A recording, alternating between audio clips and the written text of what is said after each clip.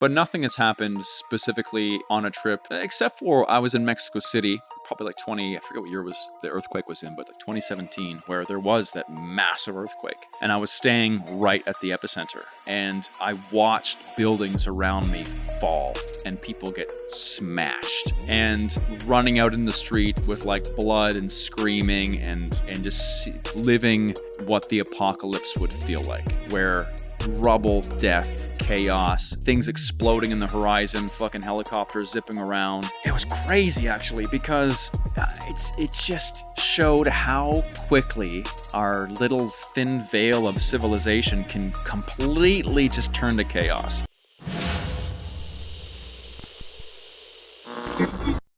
Mike, hold on, I've pressed record. Oh yeah, go for it. He's pressing record. Am I throwing off the vibe right now? No. Actually, I think it's more sensual if you put your head like it just was and whisper into the mic. It's like a podcast ASMR for the intro. All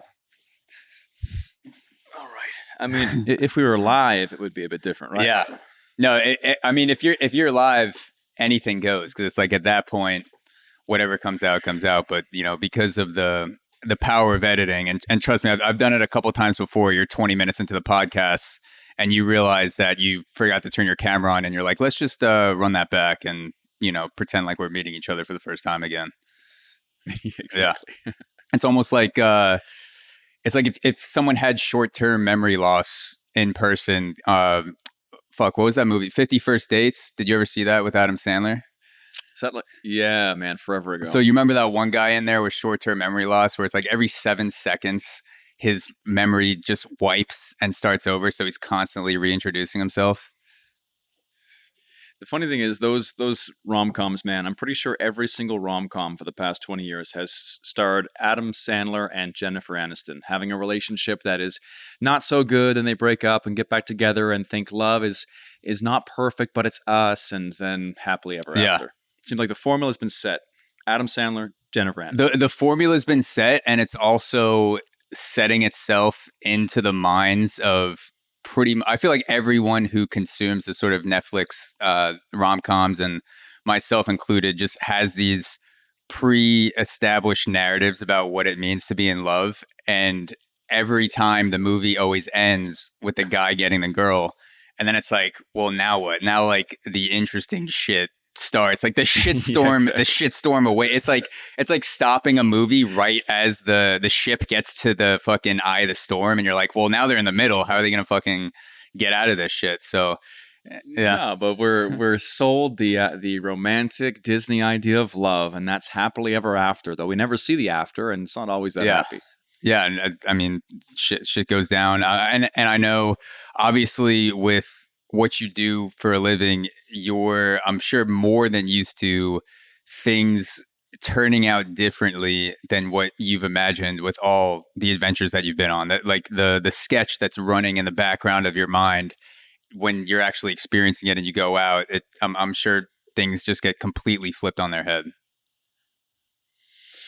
Well, I mean, on the channel Fearless and Far, especially like in the past 2 years, it's grown immensely. It has like 2.5 million subscribers now, and 2 years ago it had less than a million, maybe about 500,000 or something. And what changed is I started doing these bigger expeditions. And when you're going to Zimbabwe or Mauritania or the depths of the Congo rainforest in Central Africa, you can only do so much planning, bro. And you show up there and you try to have a local guide who knows his shit, and he does. But it's the middle of nowhere, and things work differently. And so you have to kind of roll with the punches. It's honestly, I'm happy I became a traveler first and a video maker second, because the tools you get traveling all the time, the resourcefulness, the flexibility, then allow you to be able to go in these places and locations and still be able to capture what you need to capture. Like, it's they're fun trips, but ultimately it's a business, so they have to be successful expeditions. And being able to be like, well, shit, this is all wrong. Let's pivot and make something of the new story is probably one of my strengths. But that came from a decade of travel before I touched a camera. Yeah, I mean, I would say it's a strength to be able to run side by side with the Hadza and hunt for baboons and be able to shoot that all at the same time with multiple GoPros. Like you're carrying one, there's GoPros strapped to dogs. Like I don't, it didn't look like you had a third person with you like during the Hadza hunts that I saw. It looked like it was all kind of like run and gun GoPro camera work, and just like a lot of the things that you do, you have a third party there sometimes getting the extra angles, but a lot of it's like I'm like, oh dude, this dude's fucking strapping a GoPro to a tree and just going for it and seeing where it all ends up. I appreciate you noticed that, because people don't, but what I've realized as well is if I'm going to go and I'm going to be a documentarian and film cultures, people, things for the very first time, with the attitude that I want to show the world that might judge it when they first see it, how cool, fascinating, interesting this local food culture festival is, I got to be able to do it justice, right? And with the Hadza, I had heard about the Hadza originally on JRE. I think David Cho was there speaking about it years ago. And then I happened to be planning a trip to Tanzania for a TV show I was on. And I talked to the local guy when I was there. And I was like, bro, have you heard of the Hadza? And he goes, oh, yeah, they're a small tribe in the western part of Tanzania. No one really goes there, though. Like, I don't know much about them. Do you want me to look it up? And so we crafted this whole trip together. And no one had really done much on YouTube about it. And so I went there and we were able to make several videos. All of them did very well. But part of that reason is because I take my job really seriously. And the filmmaking, but it's more I want to show up and be one of the boys, you know? I don't want to be the guy who's eating the Cliff Bar or the Quest Bar behind, speaking about the guys eating the baboon liver. Like, I'm going to be eating the baboon liver as well. And also, it's two things. Number one, to experience what it's like, but also to show the guys, whatever tribe I'm with, that I'm here to party. Like, I'm here to be one of the guys. And how I always compare it is, if you invite someone over to your mom's place for Christmas dinner and you're having turkey, and this person, let's say he's from Nigeria, for example, decides turkey's kind of gross and eats his granola bars away from the table, your mom's going to be upset, right? You're like, come on, you came all this way to have a celebration with us and you don't trust our food? Like, we eat this every day, every year, whatever it is. And it's exactly the same thing. So the responsibility that I have when I show up to actually do what these guys do, man, it takes planning. It takes an iron gut. I get diarrhea half the time. And also it takes the physical fitness of being able to chase baboons with these boys and try to match their stride, right? And with that, I'm able to deliver a better product to the world, but also I can prove to the locals that, hey, I'm one of them. I'm not just another tourist. And by eating the food and going through the trials and tribulations, then they open up more of an experience for me and everybody else at the same time. So if I want to sit in the back lines and, not be an active participant in my trip, then I'm not going to be able to see and experience the best of what I'm there to see. So I like to go in and be a participant in the travel, which isn't how everyone's not comfortable, maybe getting torn up, scratched, shitting their pants. That's happened a lot. And but the reality is you get the true travel experience. What's the most recent time that you've shit your pants? I shat my pants. And I'll share mine as well. I can't leave you hanging. What's funny, quick deviation. What's funny is that now I usually have the opposite problem. Because of dehydration and just like high stress situations, I normally don't crap enough. My record is probably 10 days without taking shit. Okay. I don't know where it goes, man. 10 days worth of food.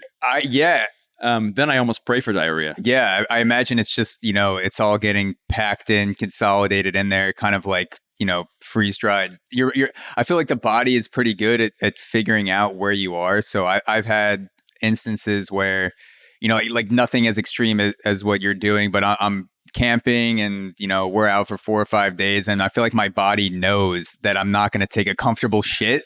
So it just like packs everything into my stomach and it's like, nope, this is not coming out until we see porcelain. I'm like, but there's a hole over there. Like, what if I just release it? It's like, nope. Like until we see a fucking spanking white toilet, I'm not letting this drop out of your body.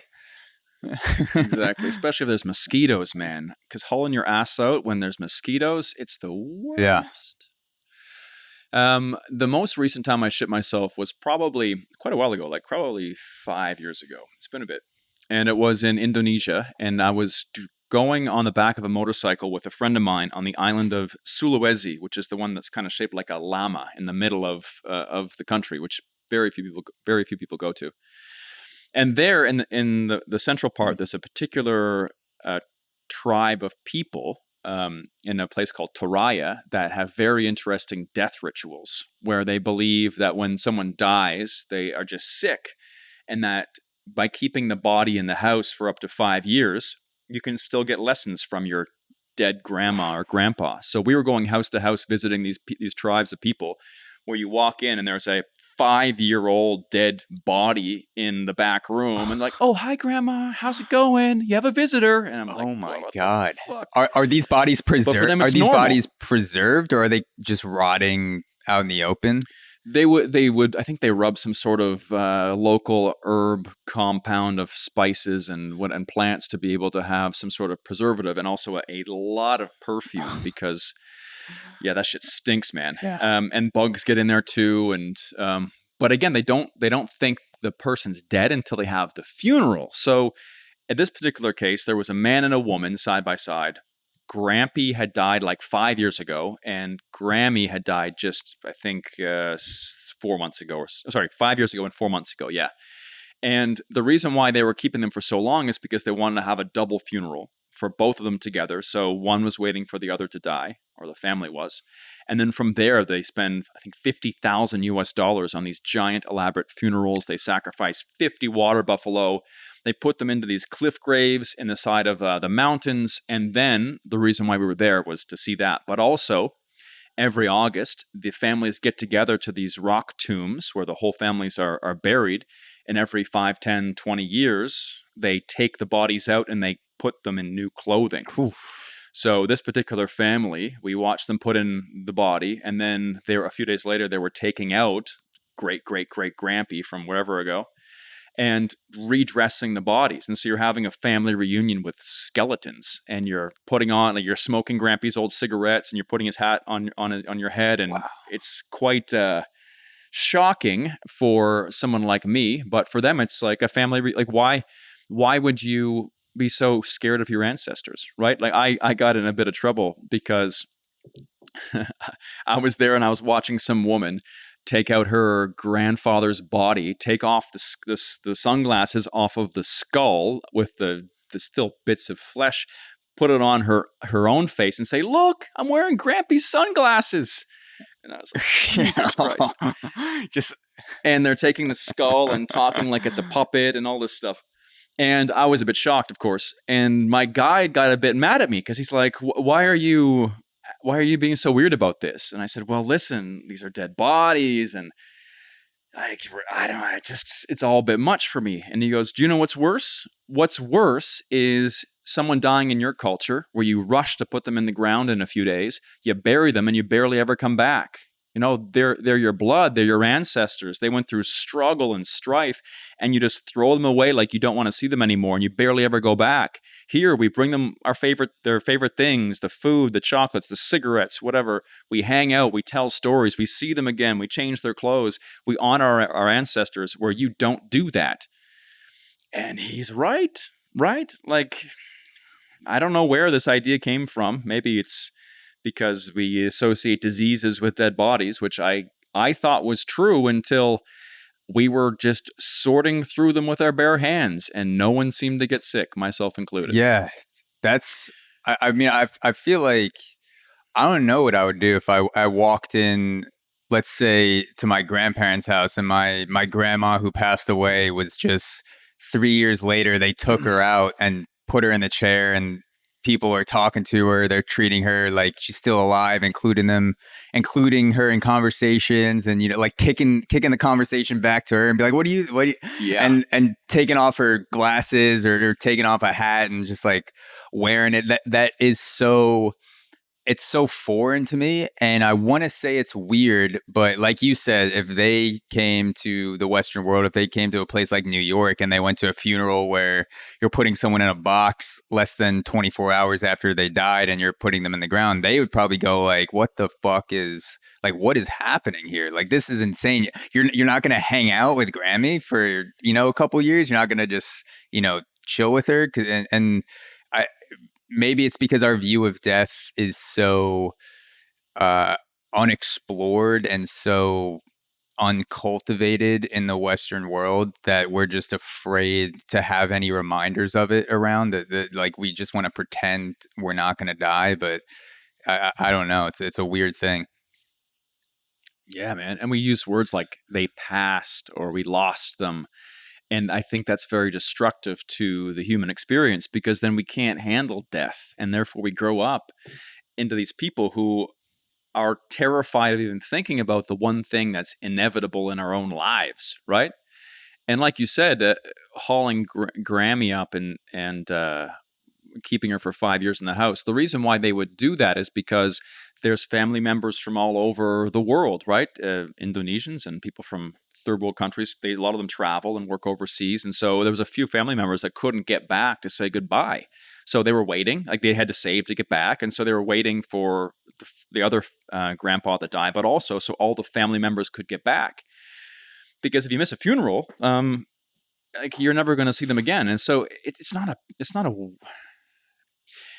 just like the word weird and gross are two words that we use a lot. But I feel like weird and gross show a lot of ignorance because it's just your perception. And Marmite versus peanut butter, for example, I think Marmite's gross and weird, but I think Australians think peanut butter is gross and weird, and we could fight about that forever, right? But it's just the perception you have of the thing. You're born with a lens, man, and so that's how you see the world through. Yeah. So this death tribe, they treat death like a best friend. They it sounds like they keep it around. You literally wear its clothes. You have conversations with it.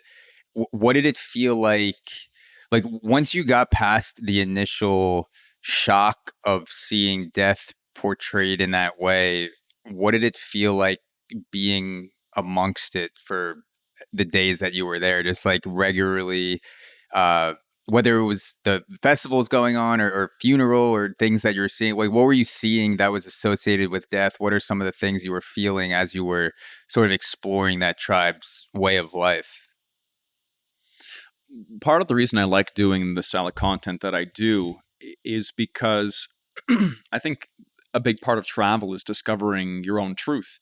We're told a lot about how to live and what the world's like by a lot of people who haven't really lived and haven't really seen the world. And I learned early that I didn't trust what I was told. And I remember exactly when it happened because I was in grade 2 or something. And I asked a teacher, why don't we eat snakes? Wondering why we eat, fish and veal and all these different animals, but not snakes. And she said, oh, snakes are poisonous, so we don't eat snakes. And that made sense because snakes are venomous. Some of them do have poison.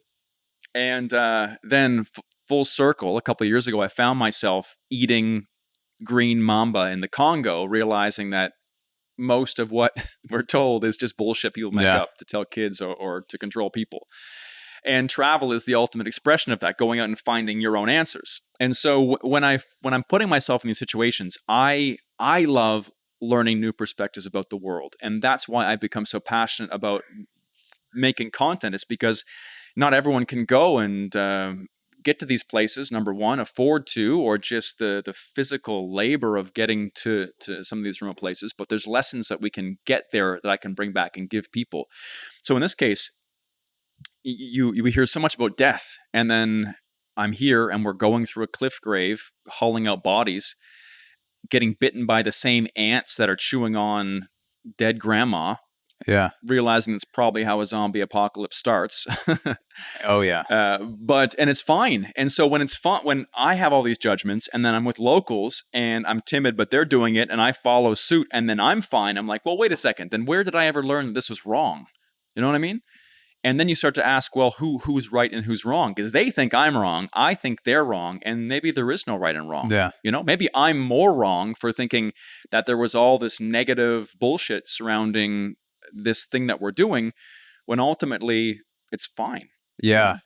No, I feel similarly with some of the experiences that I've had, not just traveling, but just uncovering different ways of living, and a lot of it goes back to me confronting things that I was told as a child, as a young adult, that this is the way that things are, this is the way that people do things, this is how a good person leads a risk averse life in this way, and anything beyond that risk you're considered a dangerous person or like a bad apple, or why are you even lurking in certain corners. And the more that I confront certain things, the more that I'm forced to confront like either parental programming or like teacher programming thing. And I had a very fortunate childhood. I love my parents, but a lot of it is just kind of like realizing that I'm different than a lot of people that I interacted with as a child, and have stopped projecting some of those things with how I'm living my own life. And that's why I appreciate how like you talk to the camera so much in videos, where you'll say like, this is something that happened to me when I was a kid. I got made fun of when I was in class, and like now I'm doing this shit, and like who would have thought that would ever be in this situation. And you're super honest and open about confronting those fears, and confronting like expanding your own way of life in the public eye. Thanks, man. I think travel is the quest for authenticity and truth. And with that, I have been able to sort a lot of my own bullshit out as well, right? And with that, I guess the channel's called Fearless and Far, and it's not because I'm fearless. It's because I've learned that fearlessness is a choice you can make. It's not just a state of enlightenment where you're born fearless. And there was a few times where I realized this firsthand. Number one is, I got framed in front of the school as a child, and the whole school hated me for something I didn't do. And so my association after that was the world is a classroom, and everyone hates me when I stand in front of it. And now I'm a double Emmy-nominated TV host with a channel with 2.5 million subscribers, a podcast, and my job is to speak. So I love talking about it, because there was nobody who was more adverse to being in the public eye than me. Like it was really bad for a long time. And now it's my full-time job. You know what I mean? So I know exactly what that trial by fire is like. And it's not some magic formula. It's just, and it's reflected in my travel, the things that make you uncomfortable. If you lean into them, the world unlocks. It's like a cheat code. Like I got this compass tattooed on my chest because I learned that fear and discomfort is a compass. And if you follow that feeling, even though it feels uncomfortable, man, God or the universe just hands you back the rewards. And so whenever I see something I don't understand, or whenever I see something that honestly makes me a bit timid, you learn about it first. Right? Like I did skydiving lessons recently. This year I got certified. And that was fucking terrifying. But the thing is, once you learn about it and you realize actually the safety system for skydiving is quite insane. There's an accelerometer and a barometer in the backpack. So even if you pass out and piss yourself and you're unconscious, the chute will still deploy. Yeah. Right? All these different things. And all you have to do is make an arch, and you balance. And so once you, whether it be skydiving or scuba diving or public speaking, the reason you're bad at something and scared of it is because you've never put time into learning it. Like cooking in the kitchen too. You can say you're bad at cooking, but have you really tried? Follow some recipes, take some classes, and you can be pretty good.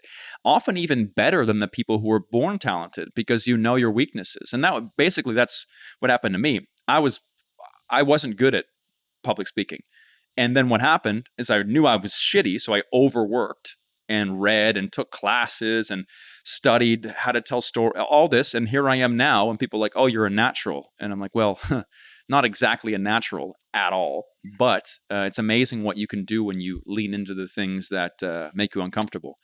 But no, it's the hardest thing of my career is how do you convince someone to do that? It's not just watching a podcast, listening to a podcast, and going out there and tackling the thing that makes you most uncomfortable. Unfortunately, humans have to take a massive kick to the groin and then be crawling on the floor and be able to rebuild the pieces. Like, it takes us tragedy to be able to rebuild our foundation differently, unfortunately. It's not just waking up and changing absolutely. our life. And you just made me realize that there's space out in the content world for a skydiving cooking class. You can skydive, you can cook, but has anyone ever tried to do it at the same time? I don't think so. Fucking let's ride. I don't know, man. Let's talk. Though, I saw somebody. There's a video of somebody eating cereal while skydiving. Really? Yeah. So not quite cooking, but there was a Spanish dude who put it all in a fanny pack, and then as he was skydiving, then the parachute, the canopy caught, and then he was eating it as he was slowly going back. Wow. Down to earth. Not actually falling. I think it probably all ended up. I was gonna say, like, immediately as soon as you open the fanny pack, it just has to fucking blow up, just all together at the same time. But hey, if you get milk and cereal in your mouth, that counts to me as a skydiving and eating class. Yeah. He's one Cheerio is all you 100%. need. So diarrhea. Hold on. So diarrhea. Good transition. I was bouncing Death Tribe to Death Tribe trying to find these tomb openings. And I was in the back of this motorcycle with my guide named Andre, and I had eaten some really bad curry. And we were on these mountain switchbacks, so we couldn't pull over into the bushes. And I was like, dude, Andre, I got to find a bathroom. It's bad. And my pelvis is bouncing against the missing foam seat in the back of the bike. It was just bad. So we get to the bottom, and there's a little house. And so Andre goes to the front of the door, and he knocks on the door and says, hey, my friend here needs to use the bathroom. Do you have one? And I'm squirming in the background. And so they point and they say it's in the third door. So I run around to the back of the house, go to the third door. It's locked. Knock, lock. It doesn't work. Go to the second door. Lock, knock, lock. The first door, all three doors are locked. And so I'm like, fuck. And there's a pumpkin patch beside the house. And so I go to the side and I take a massive stinky dump in their pumpkin patch. Yeah, everywhere. I guess I didn't shit my pants that time, but I'm sure a few particles got on there somewhere on the fabric. It counts. It's the same thing with cereal. If it touches your mouth, if it touches the pants, it counts. Count it. Yeah. Yeah, shit the pants. And so I'm there trying to shelter myself in this patch of leaves. And so finish the diarrhea, and then I turn around to find something to wipe with, like a pumpkin leaf. And because I've shaken in all of the doors were now open with grandma, grandpa, little Susie, all watching some white bear ass they're alive. Just fertilize they're the crops. alive. These aren't they can the make facial ones. expressions. They're like, what the fuck? It wasn't dead grandma. It was a real grandma. And now I'm pretty sure forever that they're going to associate white guys with shitting in their garden. Because I don't think they've seen one before. Yeah, dude, they're somewhere on an Indonesian podcast talking about the time where they were just chilling in the living room having a conversation. They look out their window, someone bangs on the door, and some white guy just sprayed and sprinted. Like, they're like, why? What is happening? And just make almost like he wanted them to watch. He wanted us to watch, didn't he? He wanted us to know exactly what he was going to do, and then he ran away. He didn't even tell us why he did it. So exactly, what am I supposed to? You can't say anything, even if they spoke English. All you can say is sorry. Yeah, and then damage is done. There's nothing you could say to get yourself comfortably out of that, unless maybe they were low on fertilizer and you somehow spun it into like I was, just taking care of the crops with my own poo. I'm a plant specialist. I'm a botanist, and I noticed that for the maximum growth efficiency of these pumpkins, you need my gut biome actually aligns perfectly with pumpkins, which is why I emptied it onto your patch. And they're like, "Oh, okay." Yeah. In all honesty, my gut biome is probably in the 0.1% of the world. I have eaten so much foul shit in the past 15 years. You could probably sell my shit for money on the internet. Oh, I'm sure. There's the possibility that those pumpkins grew to 3 times the size. It was such a healthy gut biome that a month later they're like, "Thank you. Like you're like a shit god to them. You came down and grew their pumpkins." I mean, they could have won like $1,000 in some kind of jack-o'-lantern competition because the pumpkins were so because of big. you.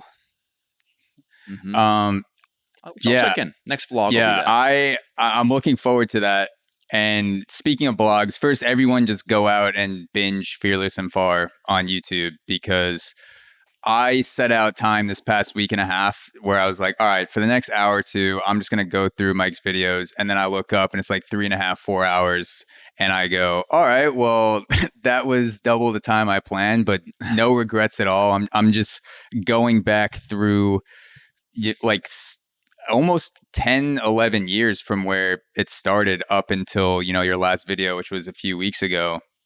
And I wanted to get into the most recent one with the scrap metal with the Angolan Shiprweckers, because like nothing says you go hard in another country like landing there and then you go, all right, let me go check out the black market, like people slinging rusty metal, like let me go straight to the source. I'm not fucking around. I want to go check this out. Can you tell the story of how you linked up with the Shipwreckers and how you had that whole scrap metal shipwrecking journey in Angola?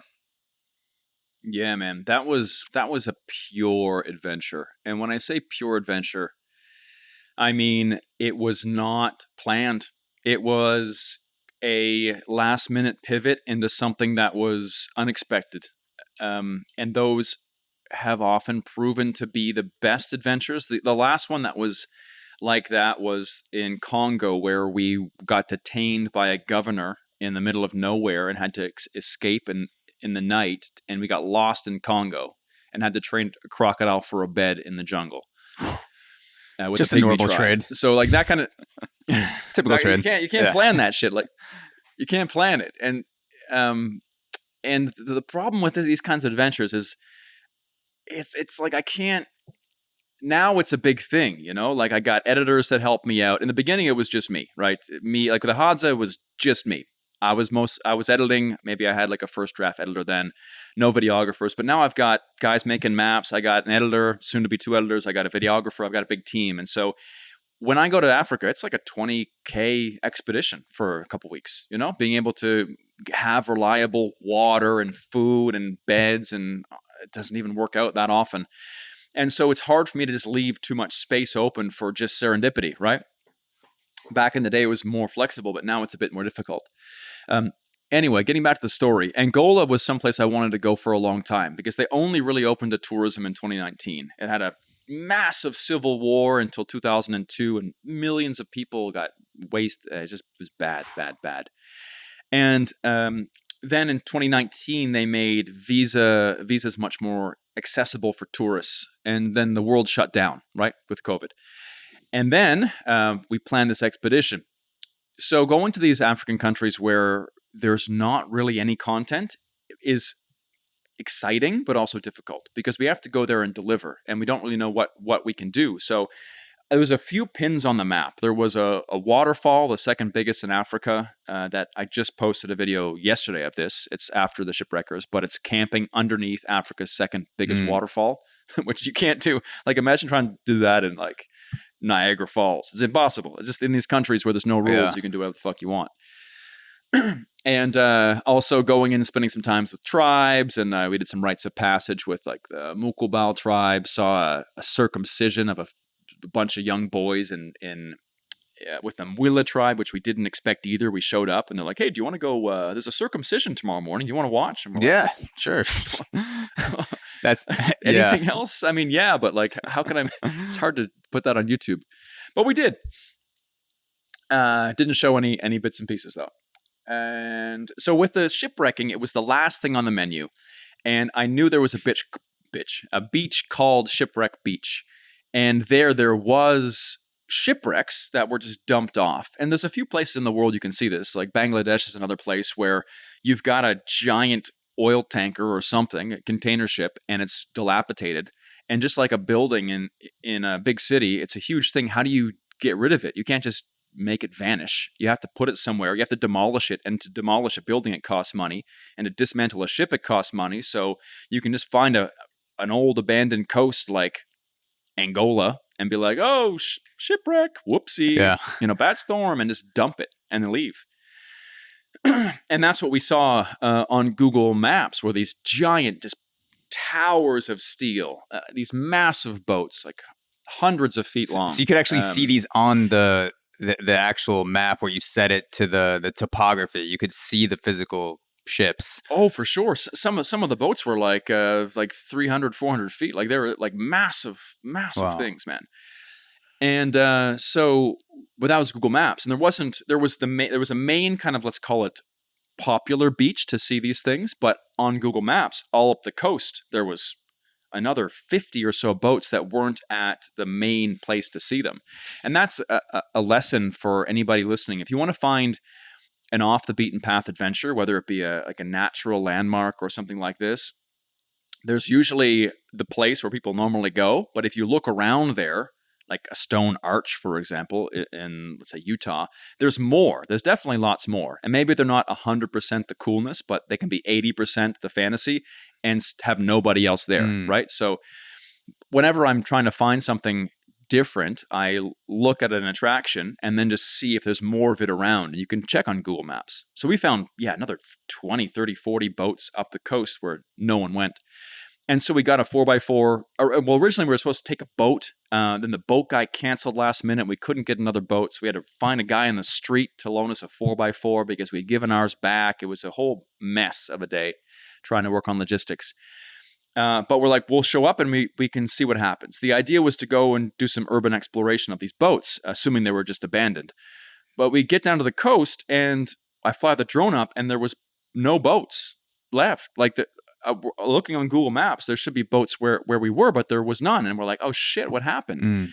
And then you zoom lower and, there is some boats, but they've been cut looks almost like with scissors almost. And I was like, shit, well, that's the end of the adventure then. And we still unload. We walk down to the beach and there's a bunch of dudes down there with like machetes and what I thought were guns, but I couldn't see, but from a distance it looked like a gun or something. But you couldn't really tell what it was. And we had, 10K, 15K worth of camera gear on us, and it's like we're in the middle of nowhere. Things are generally fine, but it just wasn't feeling good, especially since there was barely any boats left. So we get back in the car and we start to drive a bit farther up the coast, and a small little cart went by with about 5 maybe Angolan guys in it, and it was filled with scrap metal.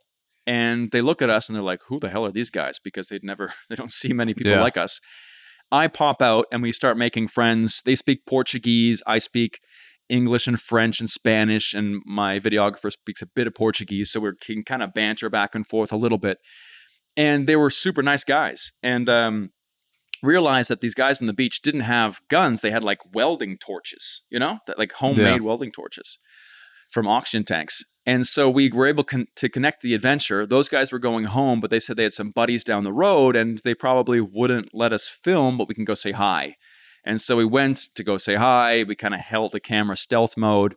We had some like cigarillos, some cigars that I travel with that honestly are just so good at helping make friends, man. I was going to say, busted out a couple cigars. One of the things I noticed watching your videos is that if you're going to go to a place where you need people on the ground to be friends with you or kind of help you out, I'm definitely going to have food and cigarettes on me for sure, just to like give away. Because I feel like in your videos, that has been a go-to. It's like, we want food, you want cigarettes, like what? And then that's such a universal language in terms of gifts where, it's a friendship fire starter essentially when you're abroad.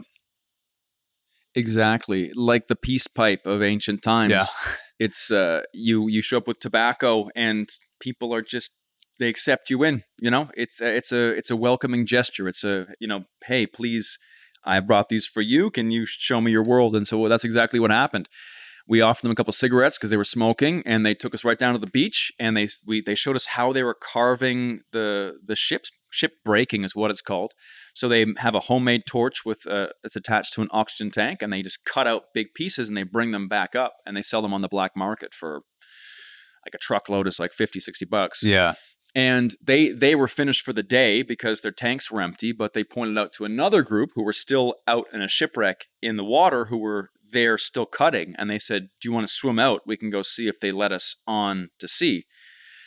And again, they're like, listen, this is kind of a thing. It's not exactly legal, but if we can go and we can make friends, maybe they'll let us stay.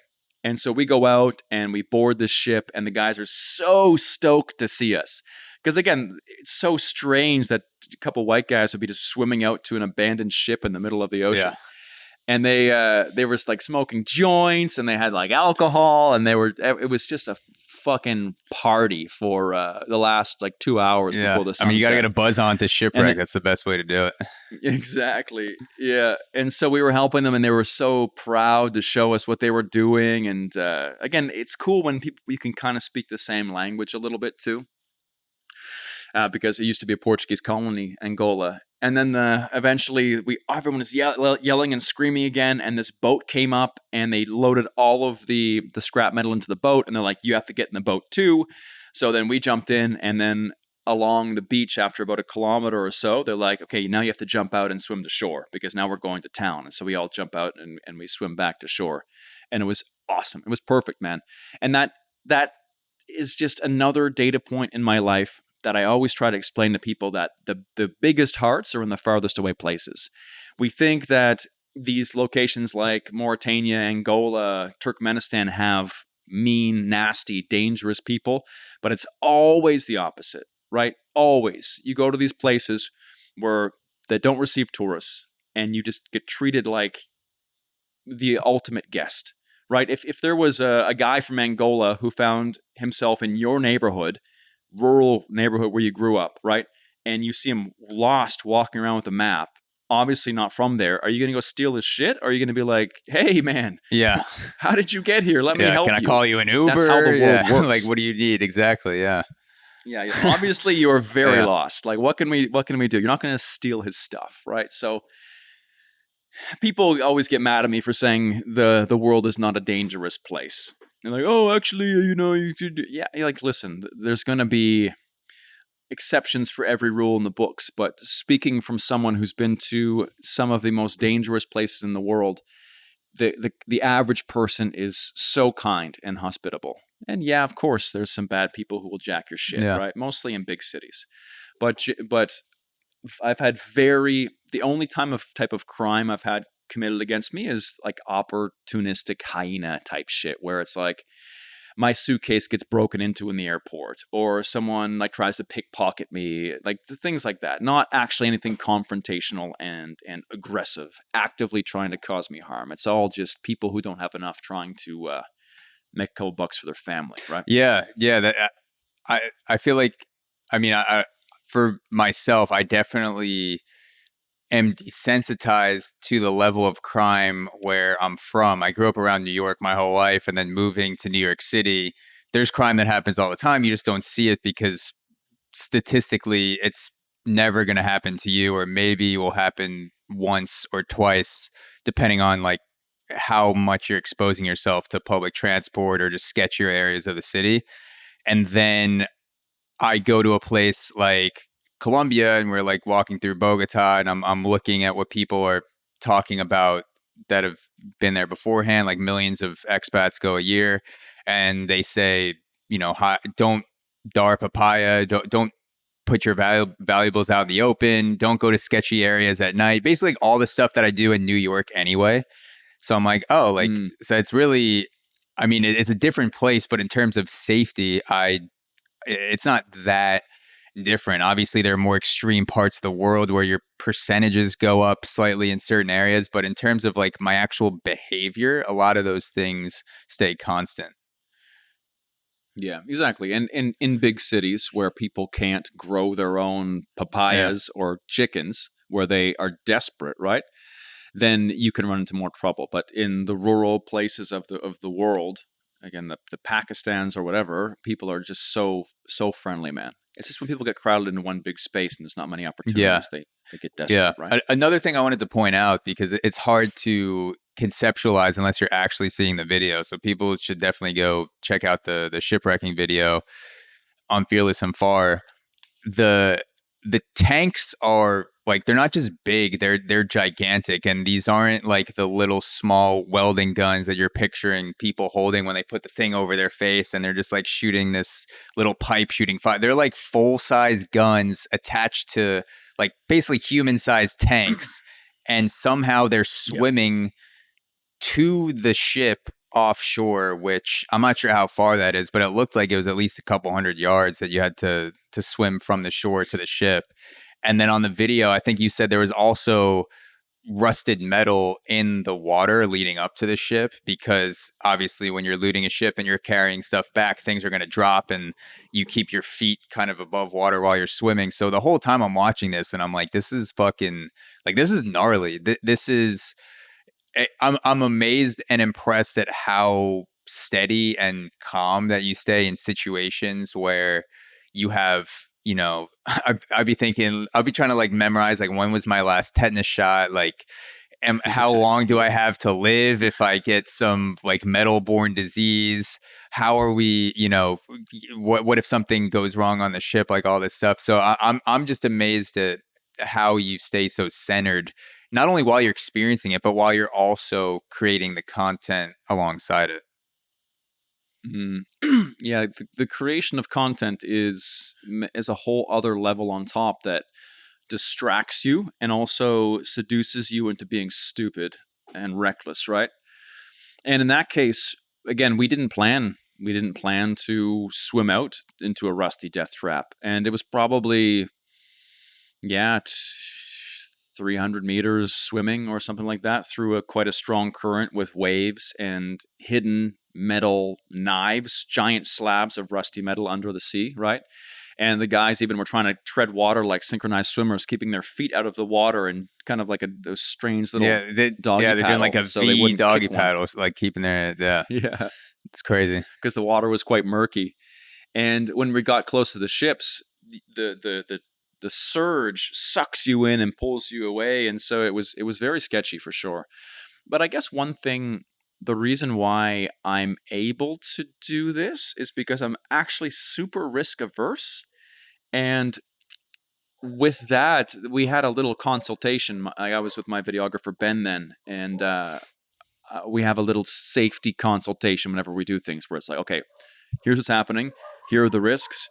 Let's be very careful about ourselves first. And then, you know what? If there's an opportunity to film, great. How can we make filming easier? All right, head-mounted GoPro or all these different kinds of things. Like, how can we make this where we can get a shot, but also safety is the most important thing.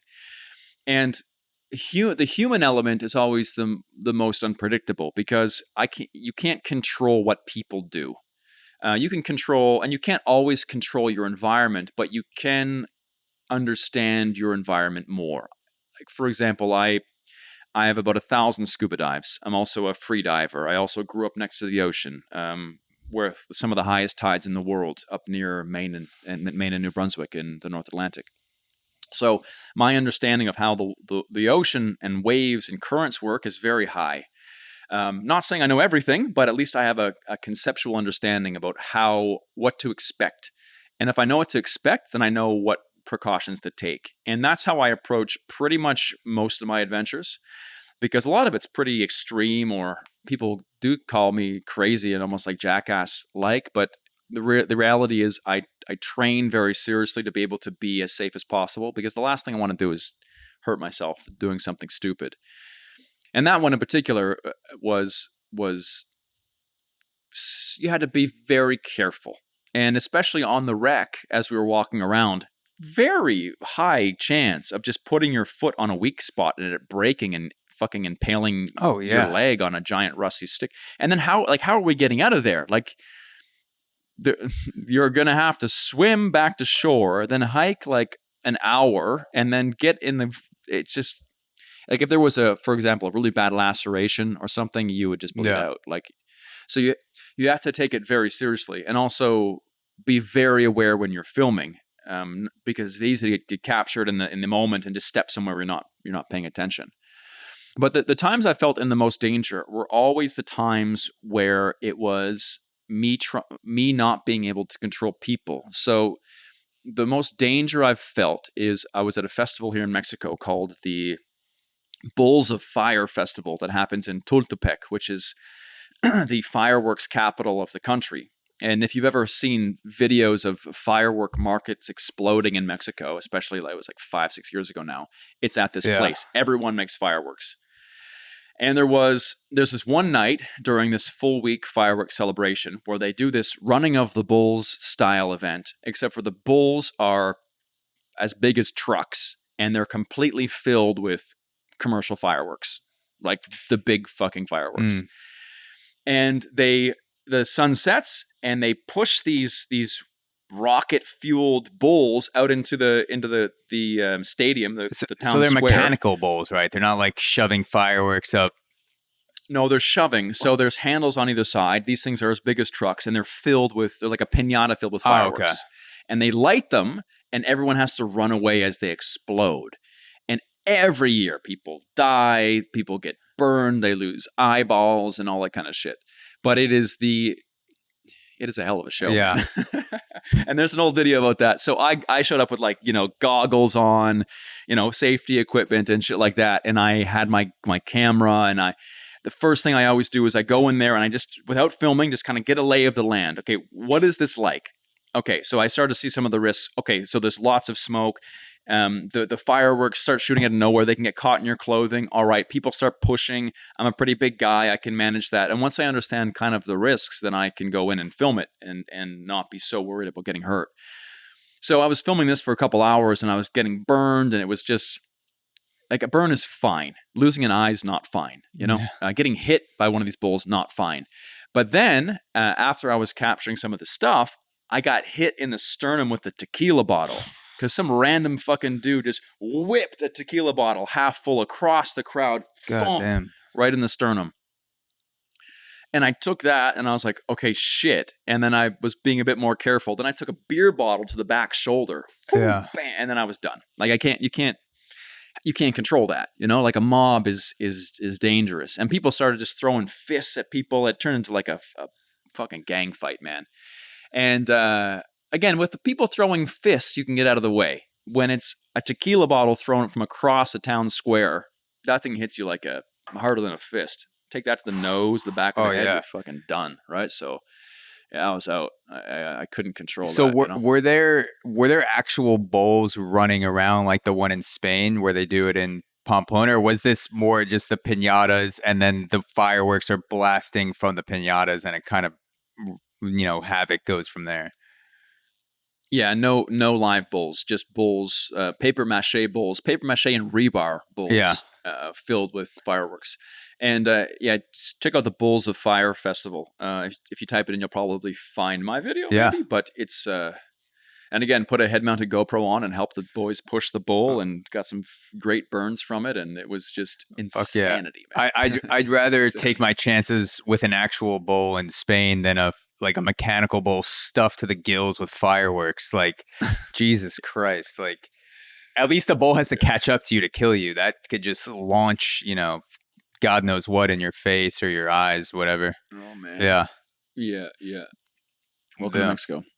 So to go back to Angola for a sec, when you are before you go into a country like that, and you said it just recently opened to tourism a few years ago, are you able to make contacts on the ground before you get there? Or in a situation like that, are you kind of land and you're just running and gunning with, whoever you can make friends with?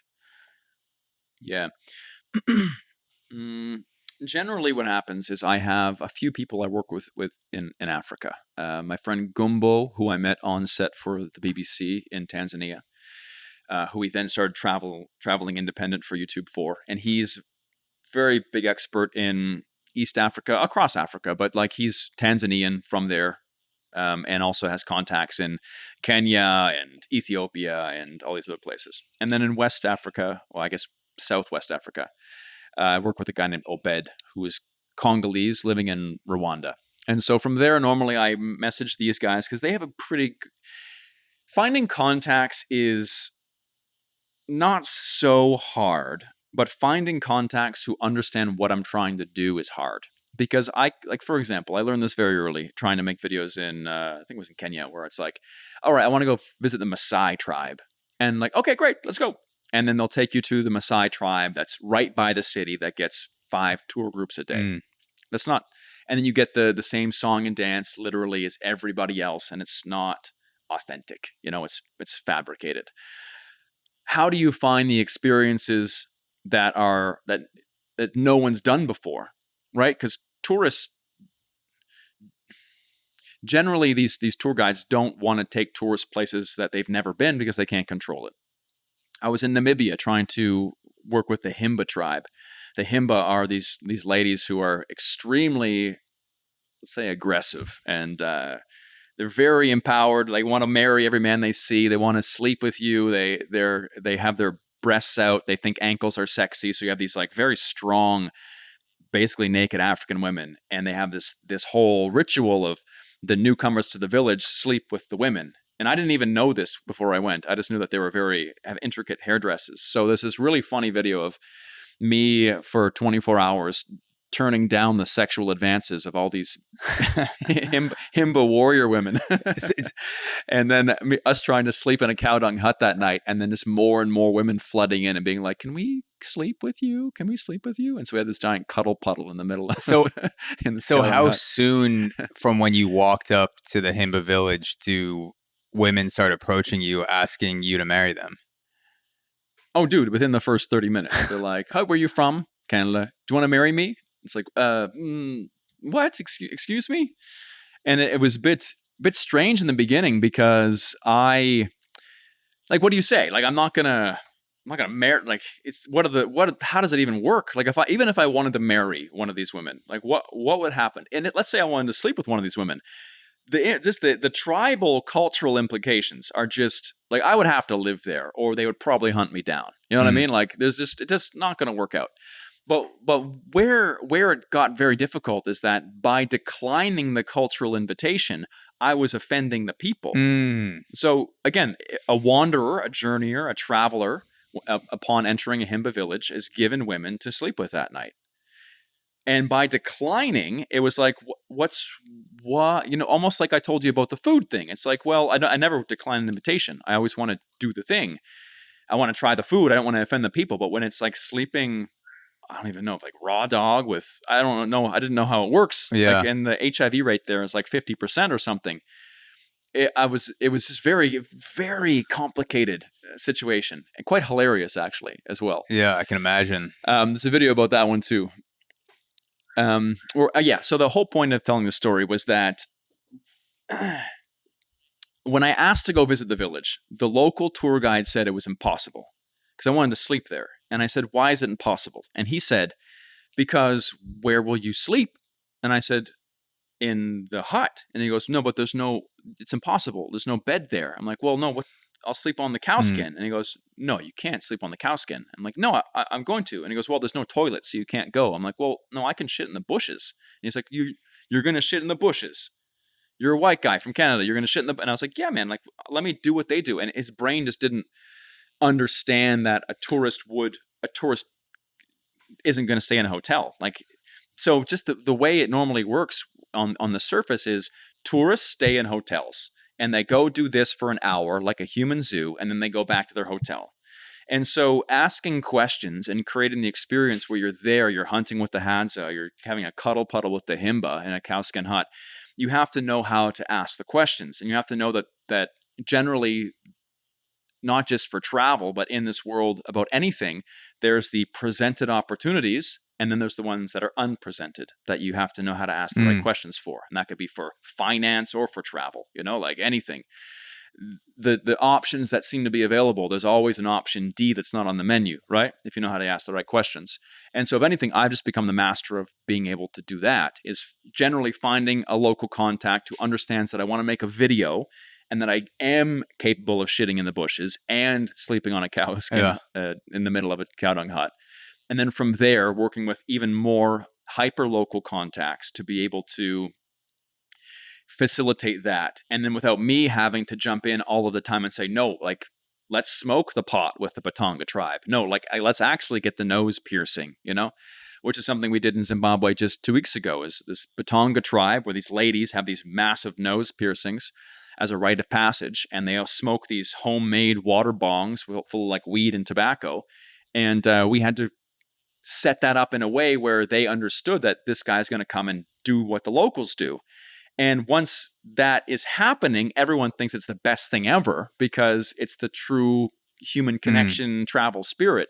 But getting to the point where the contacts will let me do it is very difficult for them because they're not used to that, right? They're used to someone showing up for an hour, human zoo style, taking some photos from afar, not even sitting down next to them, and then leaving, right?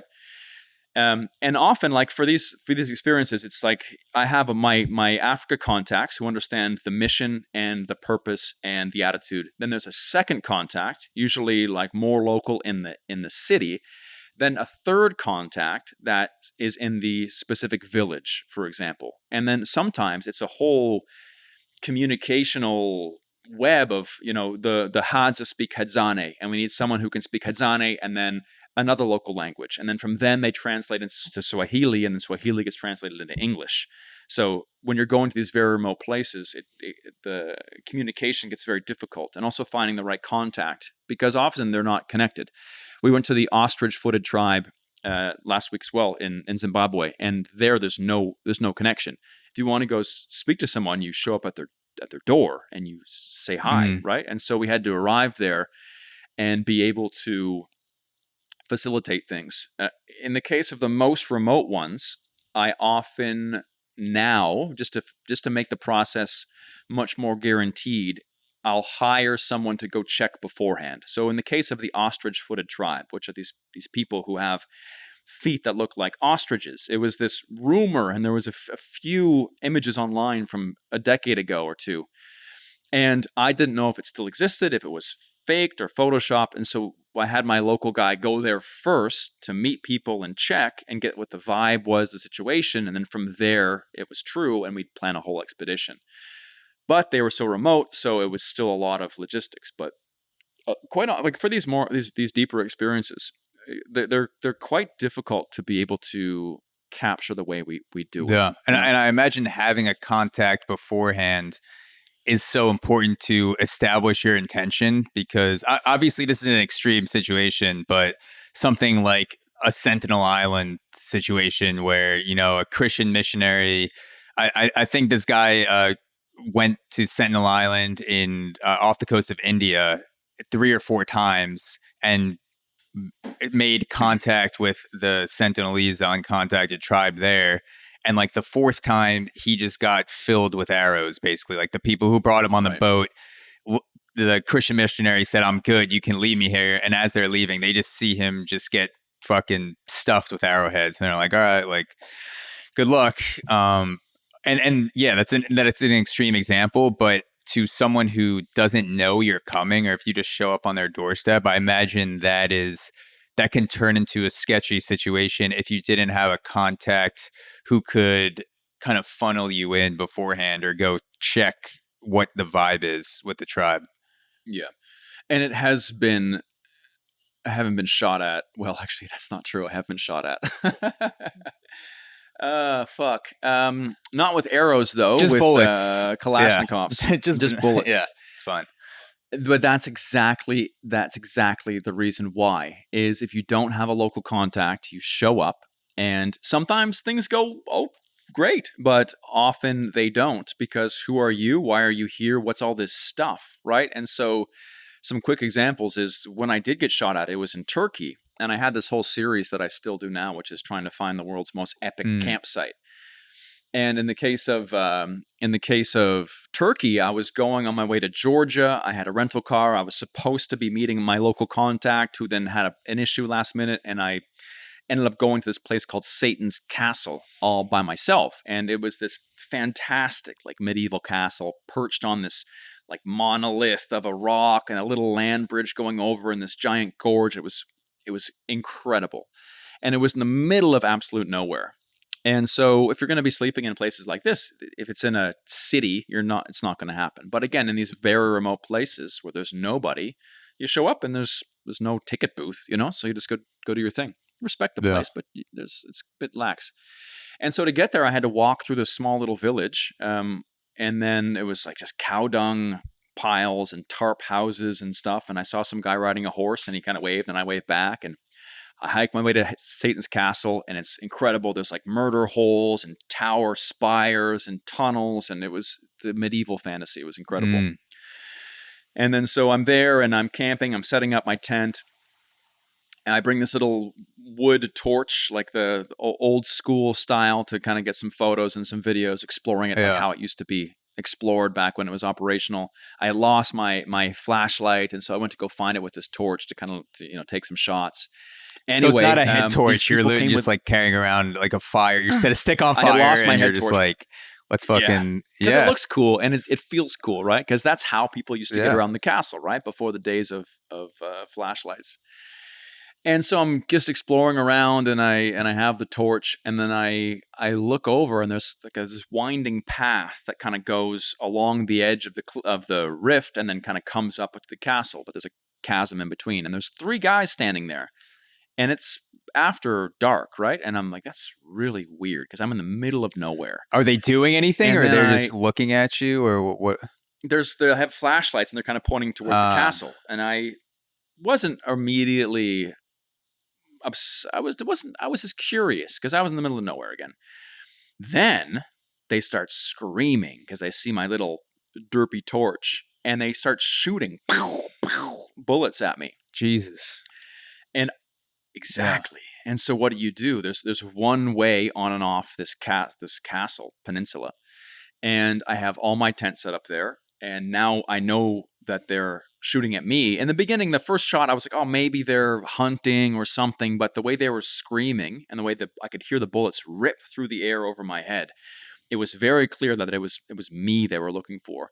So I duck, and I'm like, fuck. And I put out the torch. And then I'm like, all right, maybe they're trying to scare me away. Maybe it's just like, they don't want me here. They think it's some damn kids. Because part of the castle was graffitied. So I thought maybe they were like thinking I was some like kid making out with my girlfriend or something. But then after I tucked and hid for a minute, they started sprinting towards the little bridgey thing to the castle. So I had to make a very quick decision. It's like, do I stay here? These guys are obviously very angry and have guns. And I was near the border of Armenia, and I knew there was lots of political problems, and there's like terrorists I was warned about. And here I have these guys charging the castle. Do I sit tight and say hello? Because it's probably a misunderstanding. Or do I run? And in my head, it's like, well, it's probably 50-50, bro. Like, it could be a misunderstanding for sure, or they could be out to fucking get you. And when people are shooting bullets and screaming, it feels more like the latter. Yeah. I was quite convinced it was the latter. And so I had my cell phone on, and I wanted to keep the screen on. So I just pressed record on the video. So the screen would stay on dim light, and then I could use the light to find my feet and get the fuck out of there before they came. Otherwise, like I didn't want to use a flashlight, right? So I thought the dim screen light would be all right. And so I'm there, I'm trying to fumble my way out of the castle, and I run along the bridge, and I get out there, and they stream past like a fucking movie, just stream past me as I jump in the bushes. And they're still screaming, and I hear some bullets shoot in the air, and then I'm trying to climb up this cliff face to get on top of the mountain. I don't have the keys to my rental car. They're still back at the tent. I don't have anything but my camera, basically. And so I'm trying to inch up the side of this cliff as they're running around the castle, and they're definitely where my tent is, and I can hear them like yelling some more. They come around to my side of the castle again, and they're shining their flashlight. I'm hiding in a bush, and I see the light go by me again. They shoot a bullet off over the mountains above me, and it was so difficult to feel hunted, man. I've never felt hunted before, and that was very intense. And every time they'd sweep the flashlight away, I try to climb farther up the cliff. Eventually, I get far enough away where I take out my phone, and I have like one sliver of reception. And I message my contact, and I'm like, bro, like there's people here and they're trying to get me. And he's like, oh shit, no, it's probably terrorists. Are you next to your tent? I'm like, no, man, I'm in the bushes. Oh, they're going to steal all your stuff. Just hold tight and I'll call the police. And so I'm like, Jesus. And meanwhile, the light's sweeping through the bushes that I'm in again. And I'm just like trying to sit there, trying to figure out what the fuck to do. Trying not to move a millimeter. And then he texts me back very shortly after, and he's like, all right, the police have been sent, hold tight. And so I'm there longer, waiting, and the people, they can see them realizing I'm not there at the castle, so they're coming back around again. And then I get another text saying, okay, the police are there, after maybe like 45 minutes of hiding. And I was like, okay, but I could see the path where they'd come from, and no police had come. And I'm like, they're not here yet. And he goes, no, they're there. I was confirming with one of them on the phone that the police are there. And I'm like, what the like, no, they're not here. And then I realized, like, oh shit, these are the police that are already here. These were the police after me. But then why the fuck were they shooting at me, right? And screaming. Like, they shot 8 bullets at me. 8. And so I'm like, wait, hold on. Like, the police, when did they get here? Oh, they got here half an hour ago. And I was like, well, that timeline doesn't make sense. I called you like 45 minutes ago and I'm in the middle of fucking nowhere, you know? So basically what happened is that the locals saw this guy wander in with all of these weird tripods and drones, not knowing what the hell's going on. There's this legendary treasure of the princess that supposedly is buried at this castle that no one's ever found, some holy grail. And so because they saw this guy show up and not leave that evening, they assumed I was a treasure hunter, and they called the military police to come and catch me. And so that's why they stormed the castle with guns blaring, because they thought I was trying to steal the princess's sacred treasure. Wow. And so, and so I go back and I messaged my buddy Suat, he's the contact, and I'm like, all right, so like, what do I do? He goes, well, go back. They're waiting by your tent. And I'm like, you're 100% sure this is all legit? Because if I go back and I get shot, like, I'm like, this feels like a trap. They're just, you're in on it. My contact is in on it now. He's luring me back. Exactly. And so I get back to the tent and the guys are there and they're like, Mike. And I'm like, oh my God. And they're like, why are you here? And I'm like, guys, I'm making a YouTube video. I'm a photographer. And they go, oh, I'll subscribe. What's your channel? And so they, and he's like, the guy's like, oh, you can't sleep here, man. There's like wolves and bears, and it's very dangerous. You could fall. I'm like, well, it wasn't fucking dangerous until you chased me up a fucking cliff with guns. Yeah. And then so it's like, no, we'll take you to a hotel. So they drive me to a hotel in my own car.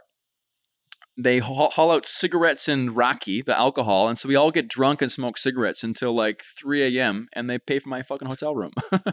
God damn. It was fine. But again, when you're getting shot at, like, why just come say, like, just sneak up on me or something? Like, why shoot 8 times and scream? You're not going to catch anyone that way. So when those initial gunshots started going off, because I'm in Panama, like, there are, like, occasionally, if you're in a bad part, you might hear a gunshot in the distance, but a lot of times it's just fireworks or someone setting shit off. Were you immediately thinking, oh, someone's shooting at me? Or was it more like, oh, someone is playing with some shit? So someone's just, like, causing a ruckus. No one's aiming a Kosakov at me or the machine gun. Yeah, no, well, I knew it was a gun because I could see the muzzle fire. Oh, shit. Because they were, it was across a little gorge, like I said, but I could see they weren't that far away, right? But then I didn't assume they were shooting at me because, again, that shit doesn't happen. Like, again, I told you, the world is world's not a dangerous place. Shit goes down once in a while, but it's just like that stuff doesn't really happen, you know? And so I assumed it was hunters. Yeah. Until the 2 more bullets ripped over my head, and I had the torch up for a second, and I know they saw it, and that caused them to scream. So, like, what kind of treasure hunter has a old school medieval torch, man? Yeah. Anyway, no, I knew they were coming for me. Did they feel like warning shots, or was it right by, like, whizzing by you when they initially started? No, I would say they were warning. Initially, yeah. They were close enough to my head to make me question, but I would imagine they were. If I was gonna guess, they were probably like 4 or 5 meters over my head. So that sounds close enough, but I was hiding behind rocks. They're military police. If they wanted to shoot at me, they would have hit the Yeah. rocks. I would think. I mean, and they're not evil men. Like I hung out, there was just a bunch of fucking bros, you know, and they're not trying to. It's hard for me to say they're not trying to cause trouble considering what happened, but they're just trying to do their job the best way possible, not trying to actively just shoot first, ask questions later, which is what they did, but not with the intention of killing. Yeah, you know? like in their mind, you're there to steal some shit and possibly desecrate the castle, and so they're thinking malicious intent, and then the entire time you're there just like having a probably like one of the most peaceful camping experiences of your life, and then you hear gunshots and you're like, yo, what the fuck? I cannot imagine that. And for them, 10 times out of 10, some random dude walking around in the middle of the night at a castle is going to be stealing shit, right? It's a big problem over there. There's castles everywhere. And so for them, it was pretty much guaranteed I was a treasure hunter. But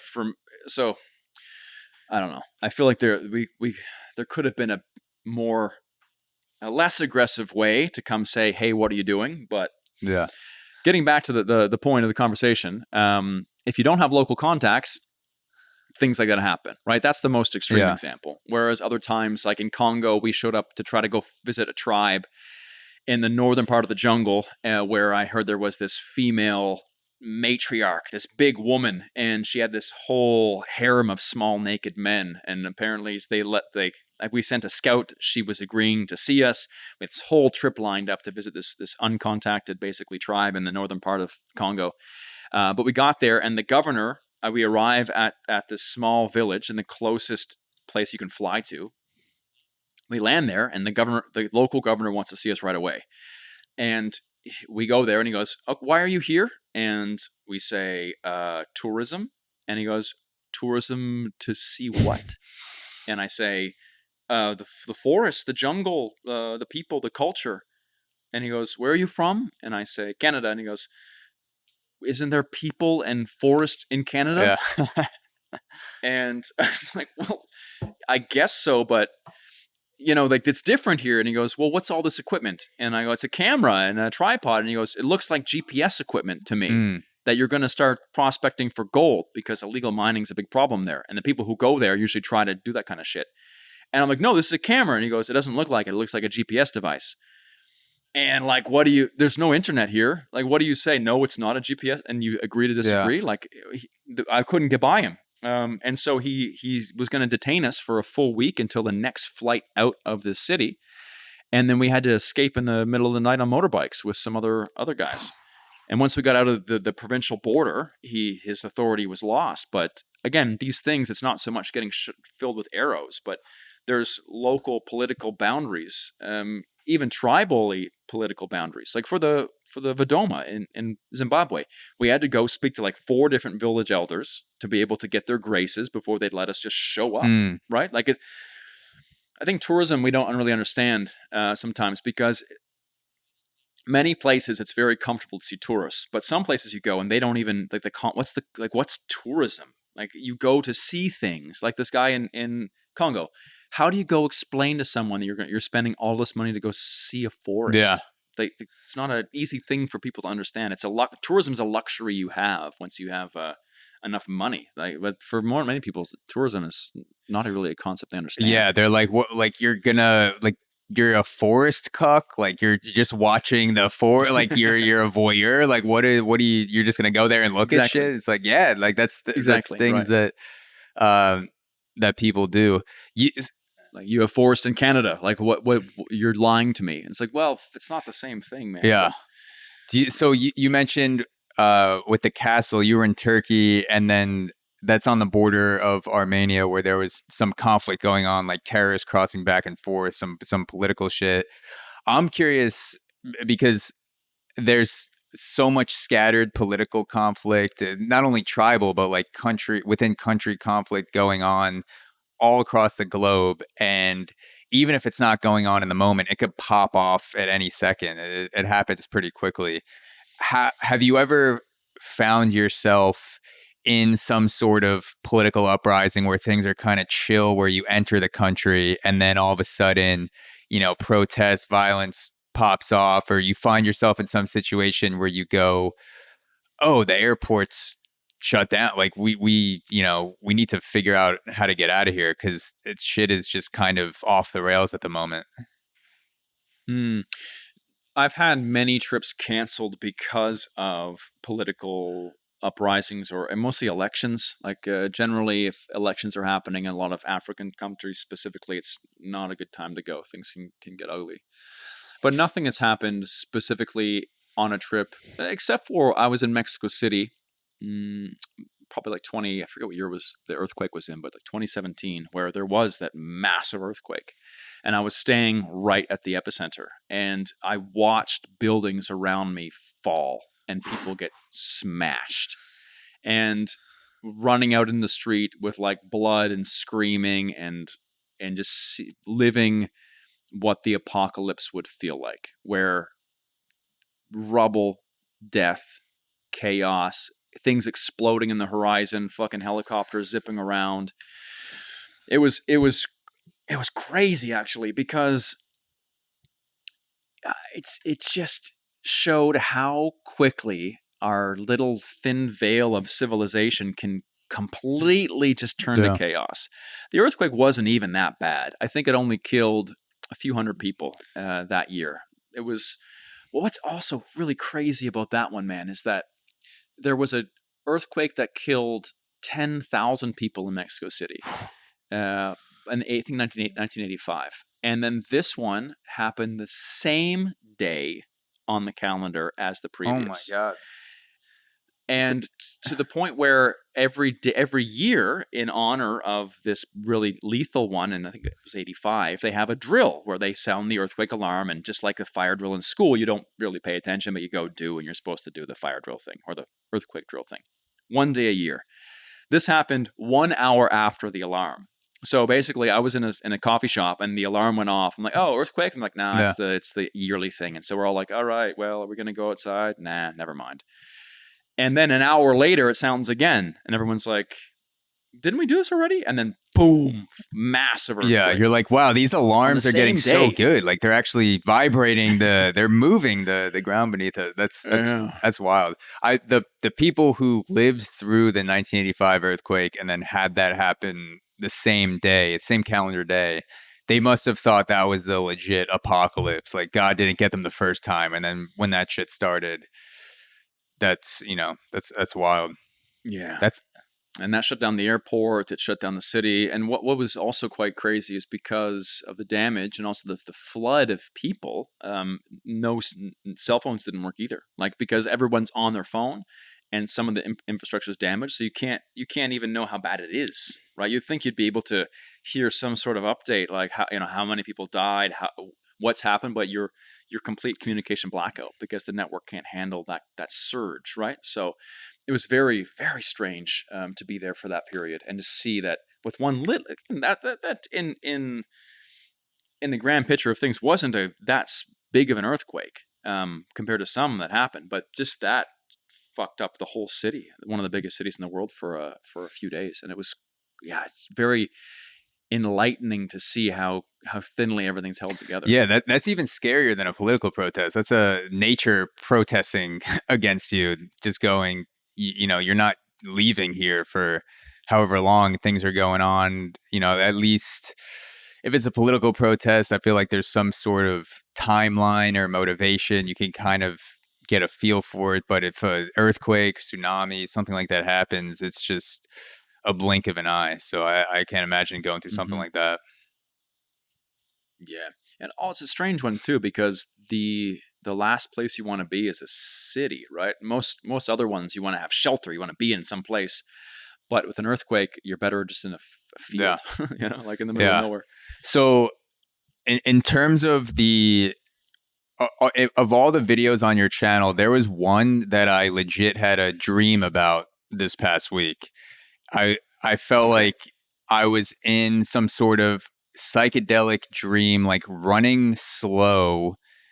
And I'd watched this video pretty much right before I went to bed, and it was catching baboons with the Hadza. And I feel like I had some sort of trippy dream where I was like, I couldn't run fast at all. I was just like caught in slow motion, and there was shit going on around me where it felt like it was the visuals of what I was watching in your YouTube video, and I just thought that was like like the insanity, the shit that goes on in that video. I'm sure even the video can't capture all of it. Like I know you've made multiple ones with the Hadza, but the one where you go on this successful hunt is like absolutely insane. So I wanted to ask you if you could tell the story of catching baboons with the Hadza and what it was like to be on a raid with them. The Hadza are some of the, if not the only, last true group of hunter-gatherers on the planet. We like to think that a lot of these people in the faraway places still hunt and gather, but the reality is that the world is shrinking very fast, and animal populations are going down, and these areas are being encroached on, so it's really hard to find true hunter-gatherers these days. Because why would you go sprint all day to try to catch something small when you can just have cattle, right? And food's always right there.